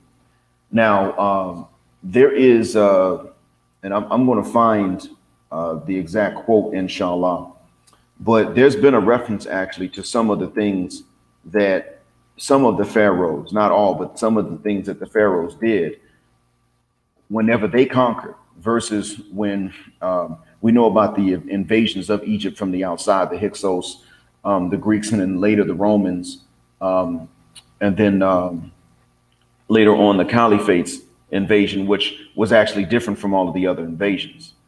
But the pharaohs were not necessarily consistent with this. So what I'm saying is that we can look at it as a historical reference, but we cannot necessarily look at it as a completely moral guide, because in the end, when they invaded, they did not care what it was that they did. That was fine. When they invaded, so what? And some pharaohs even bragged about the things that they did to the women of the place, the places that they captured, bragged about raping them and turning them into concubines while the men were powerless to defend them because they'd already been conquered. I think they were talking about Nubia, as a matter of fact. Now you go into Nubia today, and what are the Nubian people? Now you can go there and call them goddess and queen and all that. The Nubian woman will look at you and say, queen, goddess, I worship Allah. What are you talking about? I'm not a goddess. I'm a human being. So the Right. ones that they're referring to as this sort of blueprint, or rather black print for what a goddess should be, they are today no longer accepting. As a matter of fact, I'm not sure they walked around calling themselves gods and goddesses in ancient Nubia back then. And the regular Egyptian person, man or woman, was not doing that. So if you look at rather the old Egyptians or the Nubians, neither of the ancestors are walking around today sitting up and saying that they're somehow gods or goddesses. They will tell you, no, we worship God. We're not God. We need him. And without him, we're nothing. So that's not, even that doesn't stand. The sand is shaky underneath it as a foundation. Knowing the history of it is one thing, but that's not what's going on. That's not what's being talked about. They're promoting trying to somehow bring it back. Granted, I'm sure that there are some links. I'm pretty sure about that. I mean, the word for Messiah means anointed. Anointed literally means covered in oil. And at the time, the word for crocodile, I think, was mis with an H at the end, or misah, one of those two. And in Arabic, it's timsah. They put a T at the front, but I think in the ancient Kemetic language, it was MSH. It was their fat that was largely used as this oil to anoint people for a particular purpose. So they can point to some linguistic things and they're right about the language, but that doesn't change the moral understanding that the people had back then or that they had today. Back then, they weren't necessarily special. I mean, I'm sure they were more moral than the Greeks and the Romans, I'll give them that, but they weren't necessarily special by today's standards, morally speaking. They didn't have some sort of revolutionary morality unless other people's morality was pretty low, because the way they saw it, we conquer you, so what? You conquer us, you're barbarians. And maybe they had a reason for saying so. Yeah. But it's not something that we can stand on today, because again, if they're going to sit up and talk about ancient Egypt, then the question is going to be, well, what happened to it? Where did ancient Egypt go wrong? And the thing is this, they got invaded. We know the Hyksos invaded them, then they pushed them out. I don't even know how much time the Hyksos had to change their blood and change their DNA. Right. But then Akhenaten was the one that changed everything to monotheism, if I'm not mistaken. Right. Well, True. The priest had never gone against a pharaoh before. The priest did not go against the pharaohs. The pharaohs were considered walking, living gods. This pharaoh comes along and says, I'm not God, I'm a man. I am Pharaoh, but I'm not God. There's only one God. We're going to rededicate the temples to this one God. All the other idols, we'll throw them out. So he did this. This was his order. But the priest didn't want to let that go. And his own son reinstated polytheism at the behest of the priest. Why did the priest oppose the one who said he was not a god? This meant they were just addicted to polytheism. That's what that meant. They just wanted to worship some idols. And then later on, after subsequent invasions, the Romans wound up putting their Trinitarian Christianity and imposing it on the local population. And that was when they wrote a letter to the caliphate.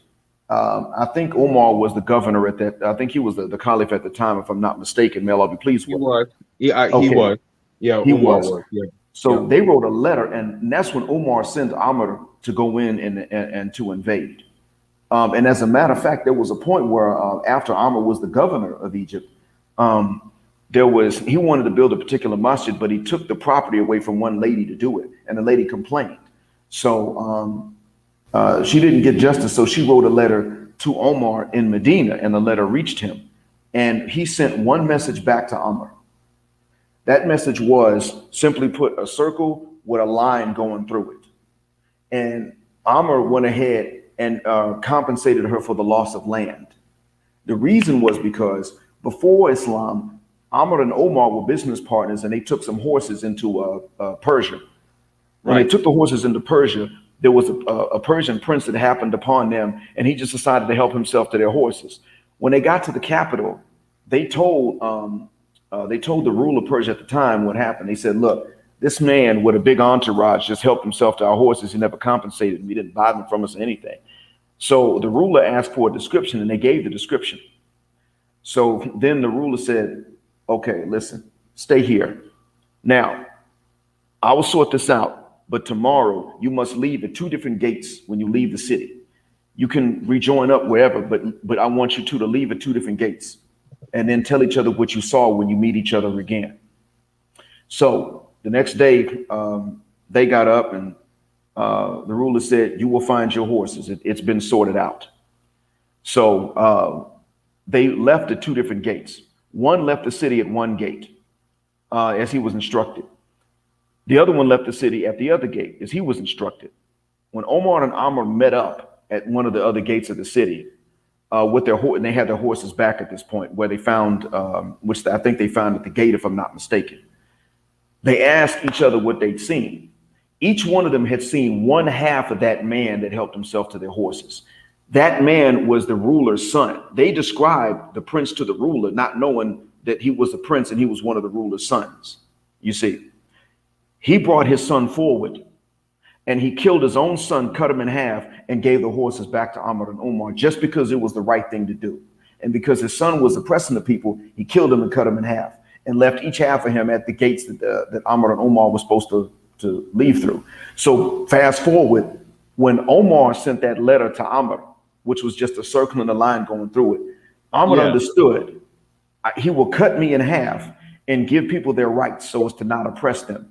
Even though he and I are friends and I'm his governor. If I screw this job up, he's not playing, he'll cut me in half to be fair and stern, to be fair and just. So the thing is that when the Muslims made an invasion into Egypt, which by that point was not black, at least along the Mediterranean. Oh, I'm sorry, it wasn't exclusively black.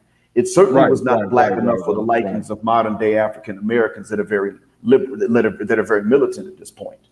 Yeah, right. Of course, the South was. But the point I'm making was that when they invaded, for one, they didn't have to do much damage in southern Egypt or in northern Sudan, what we would call Nubia. They didn't have to do a whole lot to make them accept. It wasn't something they had to do. They didn't really have to fight the Egyptian population as a whole.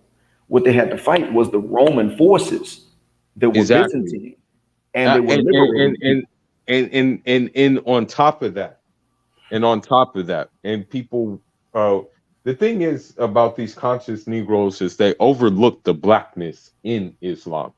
The thing is that the governor of Egypt, I think his name was Mukakis or something. Mm-hmm. A delegation, the Muslims sent a delegation to Mukakis. Now, the head of the delegation they sent was Ansar by the name of Ubaidah ibn Samit. May Allah be pleased with him. Now, yes. Ubaidah ibn Samit, by the descriptions, he was jet black. He was from what I heard from one sheikh, he was about almost darn near 8 feet tall. And he was very muscular. Okay. He was the leader of the delegation.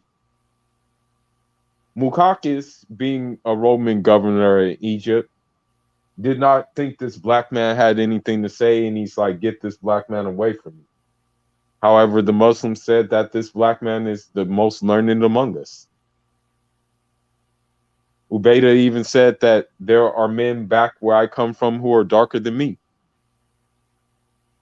So when this dialogue was going on, Mukakis said, "I've never heard anybody speak like him."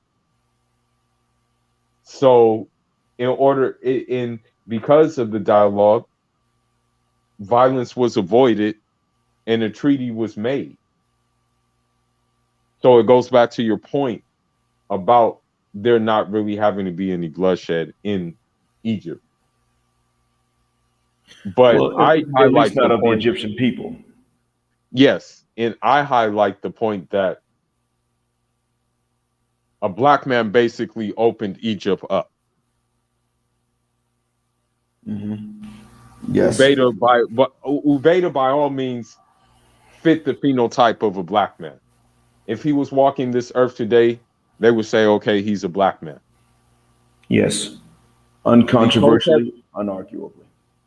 these hoteps overlook the fact that many of the early is first Muslims had black skin and would be considered phenotypically black if they were existing on this earth today. Yes, yes. And What? Ubayd bin Thamit, I'm glad you mentioned him because I forgot about that in his Yeah. conversation with Mukakas.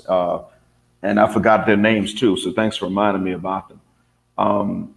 Ubaida, from what you described, he was clearly, in today's time, he would have been every white woman's wet dream and every white man's nightmare.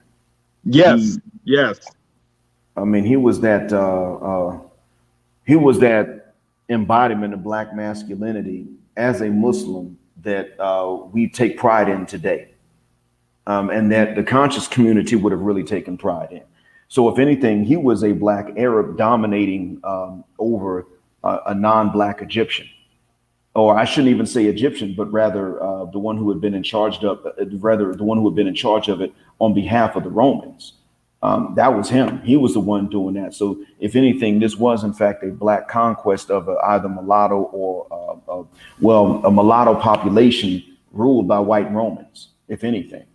So, you would think that this would have been something that a lot of the unconscious community, if they're really conscious, would love and would read about all the time. But again, they've been told this stuff by someone, and a lot of this had to do with Chancellor Williams.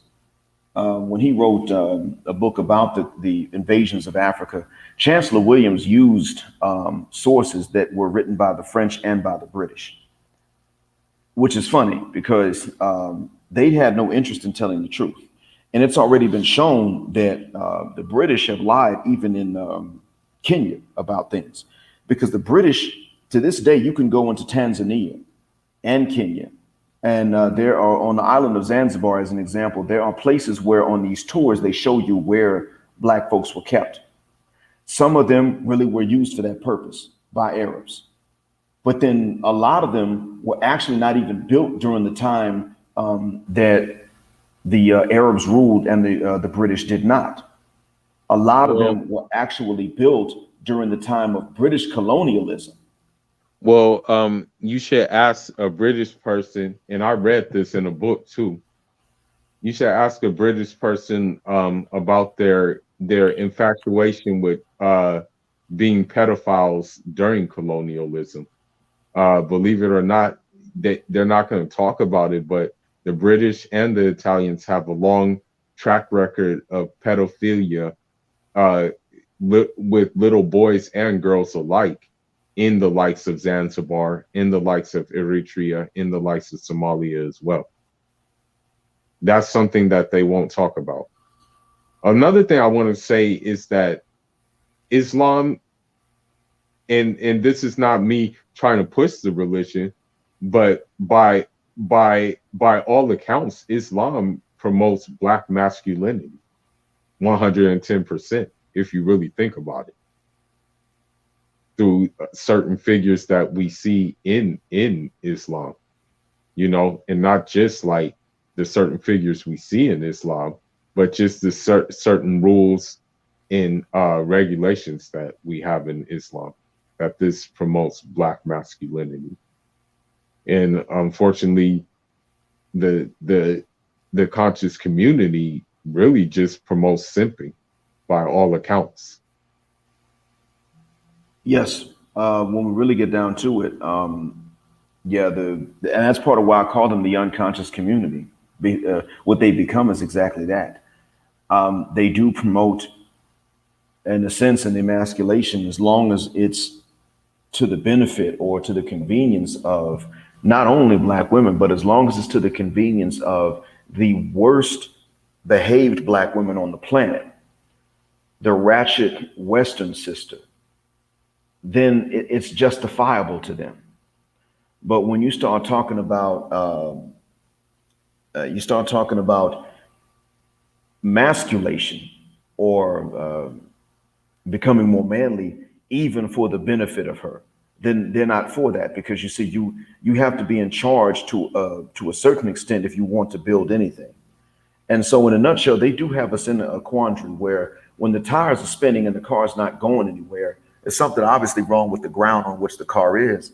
But it's like they're the ones that keep pouring the water on the dirt to make it mud so that you don't get out, so that you remain stuck. That's what they're doing.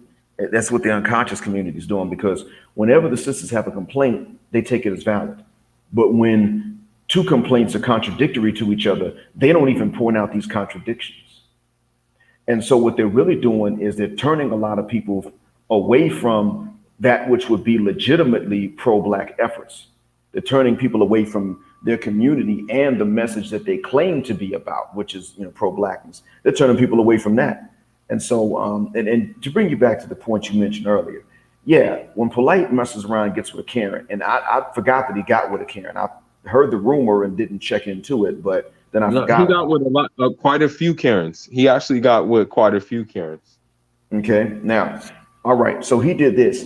Remember, there was a time when the white man was the devil to him, and that was the end of it. Several years ago, he started to say something about how one white man began to teach him certain skills that he was able to use to earn a living, and how apparently it just didn't make sense for us to remain on this idea that the white man is the devil. Now, that's actually something that Malcolm would have said a long time ago, and for which he disagreed. Because a long time ago, Malcolm, he went from saying that they're the devil to saying that they're individuals and they can choose to be the devil or not to be the devil. They actually have a choice in how they behave, which is why it's okay to hold them accountable for what they've done around the planet. They had a choice. They were capable of choosing better or worse. If they really could not help themselves, that would let them off the hook, you see? And so later on, after Polight's been disagreeing with Malcolm about this all these years, he turns around and says the same thing because one of them helped him to earn his own living and to not have to rely on donations. So fast forward to now, and he's tying up some of his resources in these Karens and these Beckys. Now, if these Karens and these Beckys were not traitors to their people and traitors to their people's system, how is him pairing up with them helpful at all? That is a legitimate question to ask.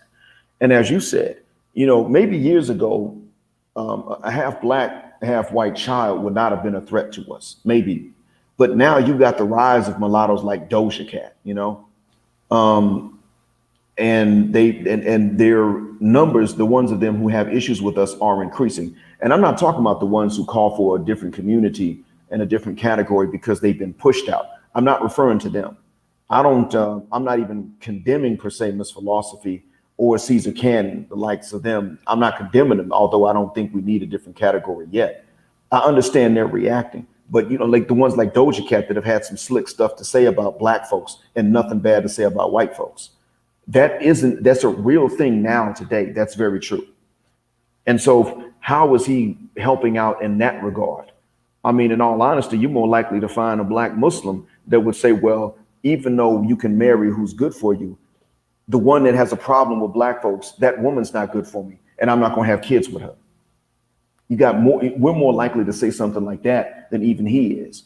So he's actually taking things from us and using them to fit himself. Because again, in the end, I mean, you can get a lot of Black people on this Islamophobia by lying in the beginning and telling them that Islam's been a problem since the time it was first preached and brought to Africa. You could start them off like that.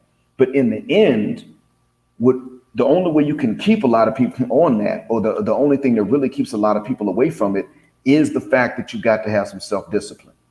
You got to put down that fornication, you got to put down that ham, and you got to put down that whiskey, and then you got to say your prayers, and you got to say all 5 of them each day. And you got to fast Ramadan if you ain't sick or old or a child or menstruating. There's certain things you will have to do. If you get that money together, you do have to make a trip to Hajj, and it's crowded as all get out. And it's a test of patience. Much as I hate it, that's what it is. And so really what it comes down to is the self-discipline that's really keeping a lot of people away from it. When they realize that there's nothing other than that, they're going to latch on to whatever else they can find. But in the meantime, they're going to wind up taking certain things from our stance to suit themselves, because it was never really the doctrine with which they had a problem. It was always just the self-discipline. And that's what makes the unconscious community no different from anyone else. Sorry about that long sermon. No, you're right, because here's another thing too. We're instructed to ikra, to read. We're instructed, like that's an instruction that we have to read. And I don't think they just like to read either. They don't like to read the sources, that the original sources about where some of these things come from. You know what I mean? They don't like to read the original sources of these things. They like to just go off of basically, as you said, like Chancellor Williams, instead of looking for authors from the actual places that they are talking about or trying to raise talking points with, you know. So that's another thing, and it falls back into the discipline part, because the thing is if you're disciplined,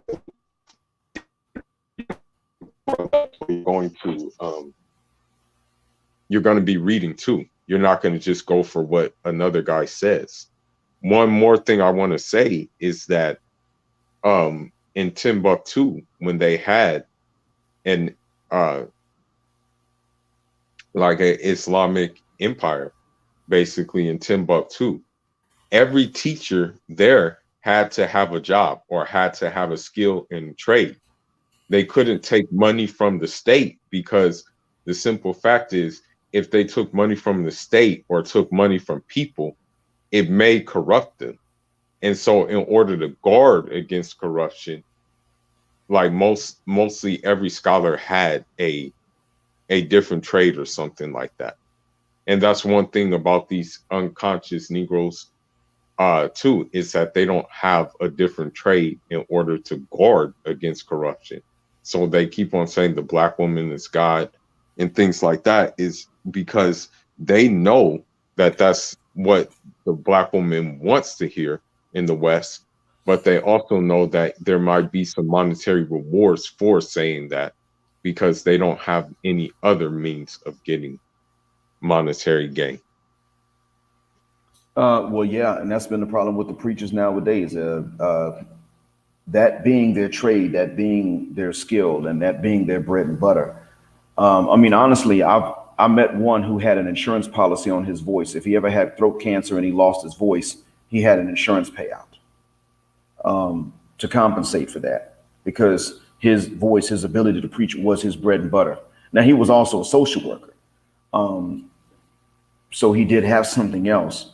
But the point I'm making is the same as your point, really, that when you rely on people's whims for your own income, well, naturally speaking, you then have to be corrupting your message in order to be financially solvent at some point. That's what it comes down to.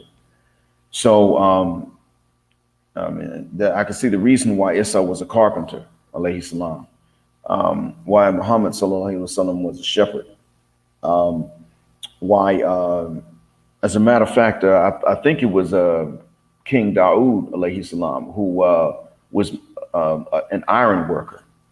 And Allah said that he made the iron soft to his finger so that he could work it. But that was what he did so that he would not have to just rely on the money from the people as a king. He didn't have to consume the people's wealth. So it does have to be that. There does have to be something you can do to earn an income so that you don't get starved out of any place because you told the truth. And really, that's one of the things that forces people, maybe not to accept it, but it does force them to fuck the shuck up and listen while you're telling the truth. And that's the fact that they can't turn around and starve you out. Right.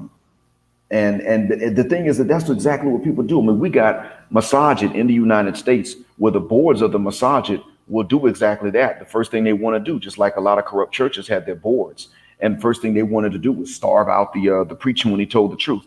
They did it to Vernon Johns before Martin Luther King Jr. replaced him as the pastor of that church and started his own career for which we know him today. The one that preceded him in Montgomery was Vernon Johns. And Vernon Johns told the truth, and the board got rid of him. And now we're seeing the same thing in the misogynist in America, where, like I said, you had this Caucasian American imam in Texas, I think it was in Irving, Texas, who told the congregation, we got to take these charges seriously. This is an issue, and we got to stop warning people so that they can run away and flee prosecution. No, we need to get them behind bars if they're really doing this stuff, and get them out the community and keep them away from these kids. And what happened? He got fired. Now they said that they weren't going to do anything, but they wound up firing him, and he's not the imam anymore. Now, I don't know where he is now, but imagine he has his own business before he becomes any sort of preacher or teacher. He had his own, and then they get rid of him. Well, then he starts his own. Well, here's another thing too, and this is why it makes me this is why I kind of find it kind of sickening, is that I researched, and there was that dude, that pastor, Bishop Eddie Long, who was messing with little kids too, little boys. Mm-hmm. You still have people trying to support him though. Yeah. And that's the same thing that I dislike about people with young Pharoh and Polight. You're still supporting this guy, although what is said, it seems like it's really serious for this girl. He like damaged this girl very badly, but you're still trying to support him. That's what really makes me upset. We have to wear it. We have to be leery, because that's exactly what we're looking at happening. I mean, you look at Eddie Long, as a matter of fact, he's been gone now for over 4 years. He's been dead now for 4.5 years. And he still has these supporters. And I remember about 2008 or 2009, when this started coming out about him and them boys. Was that the year? I don't remember the year, honestly, but someone just put me up on it. I need to research more about it. Okay, all right. It might have been. Let's see. Yeah, I know it was before 2011. Maybe it was 2010 that this was. It might have been 2010 then that he went through those accusations. But 2017, January 2017, he was gone and buried. And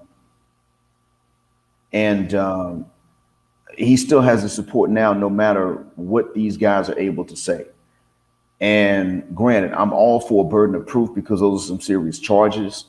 I'm all for their being examinations and cross-examinations. I'm okay with that, so that people don't just get accused and then they're on the hot seat. I don't want this to be a false accusation that people can utilize as a weapon for political reasons, but the charges are still serious. So, and by the way, it was September of 2010, that they filed these lawsuits. And then it was in 2011 that the lawsuits were settled out of court and the terms were undisclosed. So we don't really know what happened, but we don't know what the terms were, but it was 2010 and 2011 that all of this was going on. And so whenever Polight passes away, there are going to still be some supporters. There are going to be people that are going to say that he didn't do it, and they may really believe it. But there are also going to be people that are going to say, well, nobody's perfect. Feet are made out of clay. This is just a normal human weakness. And see, at that point, it's going to become like, at that point, Black unconsciousness is going to become a religion, or more so than it already has. And that's what we're dealing with. We're dealing with a situation in which Blackness has become a religion, not something you pretend to make your religion to rub in the face of the racist, because that's what they need to hear, but an actual religion with adherents that believe that it is a religion. Unfortunately, it was never designed to be that. It was not, no color was designed to be a religion. So they're going to be misleading a lot of masses with this. And the sad thing is that when some of these people get these charges on them, they're going to become martyrs, especially once they pass away afterwards. And that's what happened to Eddie Long. Some people see him as a type of martyr because he was accused. And it's going to happen with Polight. And it's probably going to happen with Malachi York, who claims that he's flying off to Jupiter at night and meeting with wise men, and then flying back to Earth so that he can make the cell count, the prisoner count in the morning. I mean, that's what he's been telling some people. He told some people this about 16 years ago, at least, that he was telling some folks that at night, when all the inmates are supposed to be asleep, he is transported to Jupiter to meet with wise men, and then he's back in his cell by the morning when they do the prisoner count. Can you imagine that? Wow. Well, Wow. when he passes away, and that's the thing, all religions require you, the true religion and other religions, they all require you to believe in something that is miraculous. Now, It's if true. there's, the thing is that, of course, there's going to be something where there'll be some sort of evidence for it, or you'll be allowed to witness it if it's really a prophet or messenger coming with the miracle.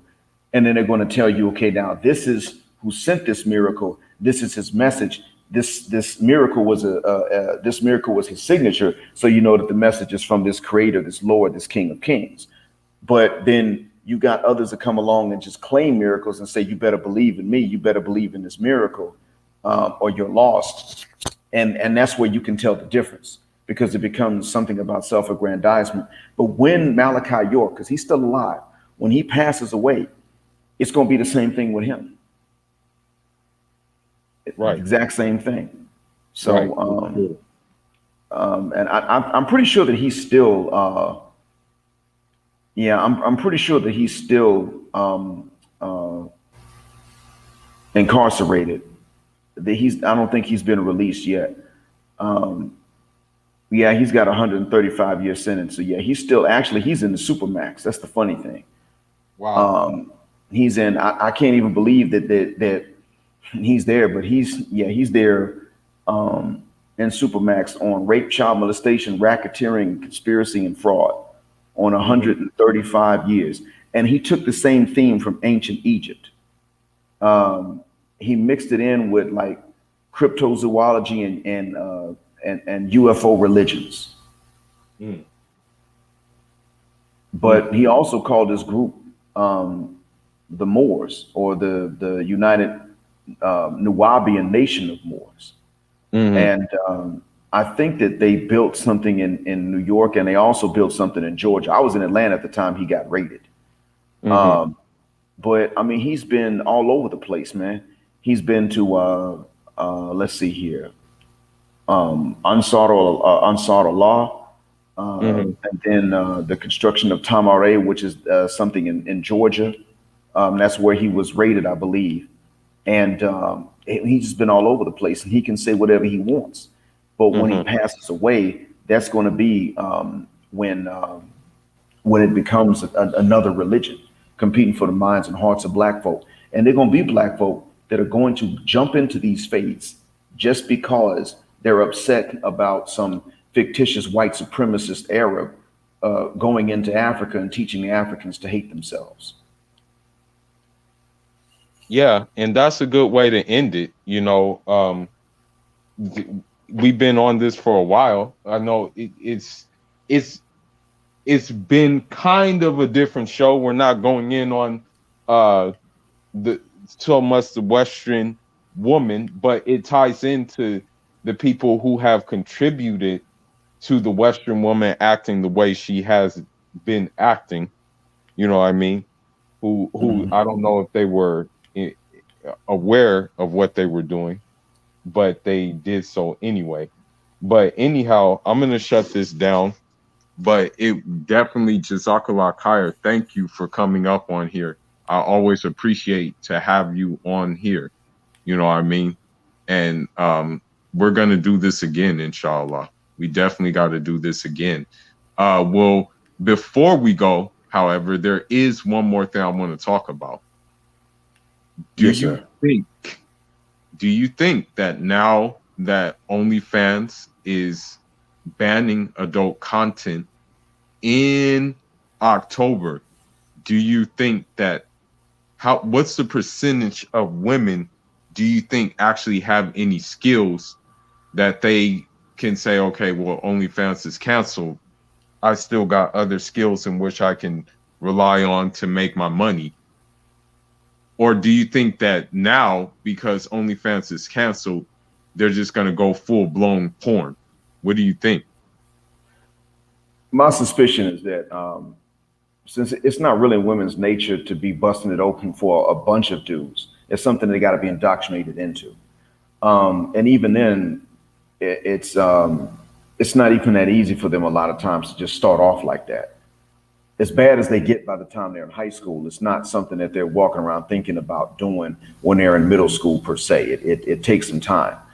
I honestly believe that the reason why a lot of them were doing this was because they didn't want to develop any other skills.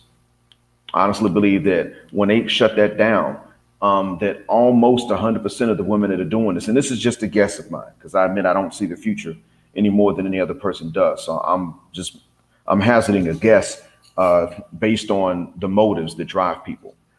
I suspect that almost 100% of them are going to have to get other jobs, and they're going to be going into restaurants. They're going to have to take jobs they absolutely hate. I also believe that they're going to resort to more robberies.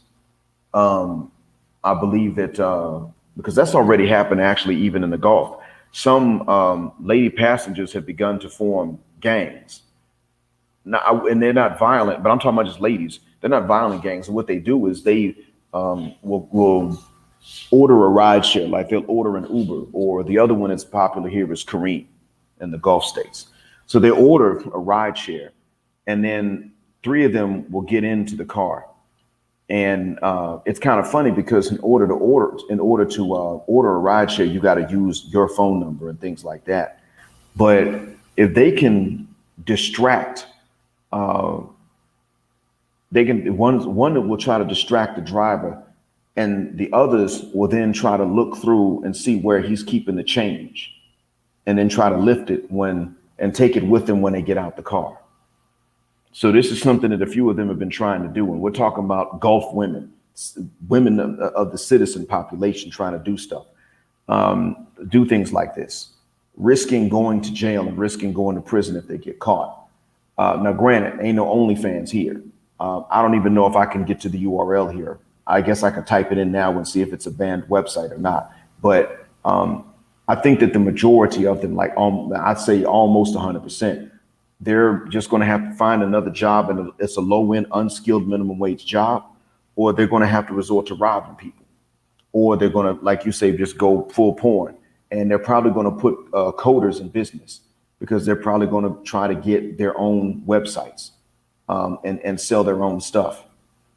I suspect that's what's going to happen, but I would imagine that none of them really has a backup skill they can rely on to make the same amount of money, whatever they were making, if it was only $500 a month, or if it was $5,000 a month. I don't think that they could rely on a skill that's going to make the same amount of money, or pay the rent as easily, or with as few hours as they might have worked. Yeah, I don't think they could pull that off, man. I think that the one good news is that which one call it, hopefully her visibility will be less now. The Blue Jasmine woman, since she's an OnlyFans model too, and she said that, you know, guys should still pay for them, or guys should just pay randomly for what, just because she's a woman. She was an OnlyFans model, and now her visibility will be, hopefully her visibility will be less because of this new thing that we have going on. Okay. Yeah. Well, hopefully so. I mean, I remember her saying that even if she breaks up with a man, that man owes her whatever lifestyle she was on before. Right. Yeah, definitely. Yeah, that's the one I hope that gets canceled, because her OnlyFans will be no more. Okay, so now I take it that that means her content is outright pornographic then. Um, I think I now I'm not really sure, but I'm pretty sure her content is just like teasing content. Like I don't know because I've never seen anything on the OnlyFans, but uh but I'm pretty sure she just be teasing people at most. Okay, Yeah. well, here's the thing. I did while listening, I decided to take a look and see what some of the news headlines were about it. And OnlyFans is taking a business risk itself by banning that kind of content Yeah. because that was a moneymaker not just for the content producers, and I mean specifically the porn content producers, but it was a moneymaker also for OnlyFans. They're willing Right. to take a business risk in this case. I'm not sure what the reason is. I mean, pretty much if you're going to forsake a way to make money, it's because of the law in most cases. Right. So I suspect that they know something about a law that's coming down the books or coming down the pike. That's my suspicion. Otherwise, why would they turn away that money? But the thing is this: when I went ahead and when I did the search, one of the news search results had the link to OnlyFans to the address. When I click it up here, it says that it's not a secure website, and therefore it doesn't come up. It doesn't say, well, it's banned by the Ministry of Information, which most countries would have when you go to those kinds of sites. Usually, you can go to World Star Hip Hop. Actually, it doesn't have to be anything pornographic. World Star Hip Hop is not allowed here, and it'll Right. tell you that it's not allowed by the Ministry of Information. Right. Yep. Okay. So I just saw with World Star Hip Hop. Yeah, it says the Ministry of Information does not allow the site. If you believe the page should not be blocked, click here and explain it. So that's what they got, right? And that's not even what comes up for OnlyFans. It comes up that the site is not secure. It's not a secure Mm. URL. And so that's why it won't go there. Doesn't even come Oh, up as legally banned. And that tells you oh, something. yeah, definitely. Yeah. So with that being said, inshallah, we gotta rap again, of course. And I'm pretty sure there's gonna be something that a modern woman does that is gonna lead to another talking point. Um, I'm gonna close the show by saying about the evilness, about the evilness of the modern woman. One, I'm sorry, but you're breaking up. You're borking. oh, okay, okay. What I was saying, and I'm going to end it on this note, is the mulatto woman is pretty it is pretty, like, I want to say vengeful and very very spiteful, because we see the fact that Brittany woman, who is a mulatto, by the way, is doing that with PJ Washington, has decided to use the kid as collateral with him. That is some. It's true that they are, but that's not something we can really limit to them. Yeah, That's something that we see the Western woman in general doing, and it's true. we see Western sisters in general doing this, if Yeah, they're it's mulatto or true. if they're not. And I think what's different is that one of the things that is different is that you see the Western sister doing this to the Western brother. The Western mayonnaise mafiosa is doing this to her Chad and her own Brad. So what you see is the Yeah, you're Western right. woman doing this to You're men of right. their own. Yeah, What you see is you're that they're definitely doing it to right. the men of their own group, the men of their own Yeah, type. But if you see mulattoes as being a different group, if you see them as being a different category, what's different is that they're not necessarily doing this type of thing to mulatto men. The reason is not yeah. because they value us, or I'm not even Oh, okay. mulatto, but it's not that they value semi-black or insufficiently black men. It's actually because sexually speaking, they don't value us at all, and they don't want the embarrassment of having a child or any proof that they ever engaged in sexual activity with a man in the shade. In most cases, especially the ratchet ones. So, I mean, you do have light skinned women or mulatto women that don't mind lighter skinned men or race mixed black men. They Yeah. exist. It's just that in that case, if they can get over the shame of being with someone like that, they don't mind going ahead and committing and being married too. Yeah. Yeah. But when it comes to the ones that are ratchet and are willing to do this, they're also the same ones that wouldn't be caught dead with a light skinned man unless he has something to compensate. So, they're not going to Yeah. sit up here and hold up a light skinned man's baby with them next to themselves, because then they're going to be Right. accused of something that's worse. See, there's no social pressure on these women for what they're doing or against what they're doing to these men. In There's nothing general. like that. In Right. general. Yeah, Exactly. you're right. Brittany Renner is seen as like she's going to be somewhat celebrated and lauded for this, and there are going to be women that will sit up and Exactly. say, "How come I can't do that?" But if Brittany Renner got with LaMelo Ball, you see, Yeah. imagine, okay, man, she gets with that one of the Ball brothers, and then has his baby, then she would be accused of selectively breeding with another light skinned man, and Yeah. Yeah. that's blasphemy right there, as far as the gynocracy is concerned. Yes. Yes. Yes. Yeah. And you know what? That's another episode in itself with how you're right, how Karens are now turning their chads out and leaving their chads with having to start over again by like renting apartments and stuff because the Karen took his house and everything. Hmm. And they're Yeah. using fake domestic violence charges oftentimes to Yes. facilitate that. Yeah, Yes. Yes. Yes. Definitely. Um, Inshallah, maybe I'll go live tomorrow, inshallah, and we can just inshallah. we can talk more about this. But this was a good show. This was a good thing, and again, it's not my intention to make someone a Muslim. That's not my intention at all. My intention is just to show that Islam, unlike the fake woke Negro, can coexist and be cohesive in any place without compromising culture. But the conscious Negro, you have to compromise all your culture. That's the whole thing. To a certain extent, and again, that's why I keep calling them unconscious, Yeah. because they do take. Well, they're taken from a very diverse continent, and I know we're closing out, so I'm simply going to say that they're taken from a really diverse continent, and they're going to take whatever suits them, failing to realize that what works in one culture may not work in the culture of people that live one border away.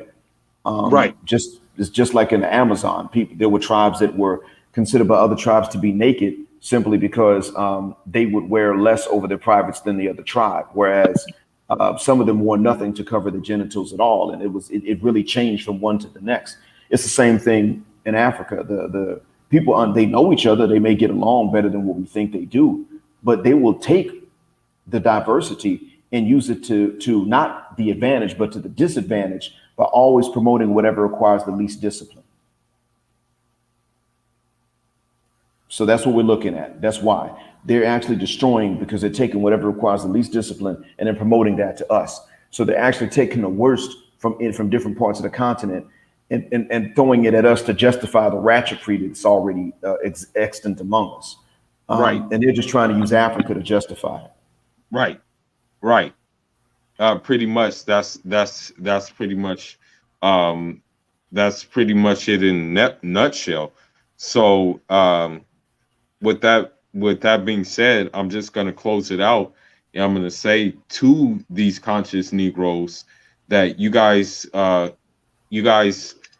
just keep Islam out of your mouth. Keep Islam out of your mouth, and then there won't have to be any live streams like this going in on you. Trust me, if Polight didn't say anything about Islam, if young Pharoh didn't say anything about Islam, then I probably wouldn't be doing a live stream on them about it. But since they did talk about it and they talked about it from a place that they didn't know about, that's why I go. That's why I'm going in on them. Yeah, That's we why. probably would have never known about them if they had kept their mouths closed about our faith. We probably would not have heard about them. Yeah, exactly. Exactly. Because I'm not like me, I'm not gonna go out and talk of just talk about conscious the conscious community out of nowhere. I'm not gonna just like talk about them. And Yeah. I'm just gonna end on this one note. I don't mean to keep on drawing, but they just give me more fuel and ammo to the fire. They talk about Kemet and stuff like that, but Sheikh Anta Job, Rahmatullah alayhi, he was a sheikh. His name was Sheikh, but he still upheld his Islamic faith while debunking the Eurocentric idea of a white Egypt, to a point where he had a dream that he was drinking from a vessel from none other than Sheikh Ahmadu Bamba, Rahmatullah alayhi. And that's what he credited for him being so smart. So I say this to say that there really is no separation from Islam and blackness. There's no separation from that, no matter what. Everything that Islam has is basically black manhood. Like by all accounts, Omar, Ubaidah, Ali, all of them were alpha males. So you can't say that, this doesn't promote anything that's not in that. You can't say that it promotes something that's not in a black man's nature. Whereas the conscious community, by calling women goddesses and kissing up to them, that's like actually against the black man's nature. Yeah, when you think about it certainly is. It's not it's not in men's nature to harm women and start stuff with them, nor is it in our nature to accept being subjugated by them and being run by them. It's not even in their nature to respect men they can do this to. I don't even think it's in their nature to crap test as much and to try to subjugate us to the extent that Western women do. But as much as you can give any veracity to the terms alpha and beta male, there's not really any standard by which these men would have been considered beta today. They were certainly considered men among men, and men exemplary and worthy of other men to follow as examples, because of whom they followed as their example. Peace and blessings be upon them. And so, in a nutshell, when people start coming for our necks and start coming for our throats and stop lying about what we follow, about whom we follow, about what instructions we've received, when they quit this, chances are we won't even hear about them and wouldn't have a reason to go in on them, because we've never had any set of instructions to just go and pick a conflict with somebody for nothing. That's never been our instructions. Yeah. And I'm just going to say this. I'm sorry to say it, but I would much rather follow Mackandal, Rahmatullah alayhi, than I would a young Pharoh or a Polight, because here's a man who basically was a visionary. Here's a man who took a yellow handkerchief and said, these are the people who are on the island right now, who were on the island. He took a white handkerchief and said, these are the people who are occupying the island right now. Then took a black handkerchief and said, these are the people who are going to own the island. Something to that effect. He used simple means to get a point across. I would much rather follow him than follow a guy who just uses big words that don't mean anything. And And unlike all of these conscious people, he actually took action in carrying out what he wanted to carry out. Well, in that case, then nobody can add anything. You have done everything you need to do to close out as soon as you wanted to. Okay. Nothing anybody can add to top that off. Okay, so go ahead, and I want you to actually close out with your black mind, black power, black patriarchy. I want you to close out with that. Go ahead. All Go right, ahead. thank you, sir, and Jedamah for having me on. All right, so thank you all for listening. Assalamu alaikum wa rahmatullahi wa barakatuh again. Black heart, black mind, blackout, and black heterosexual non-select male power just because they don't like it, and black patriarchy until extinction or judgment day.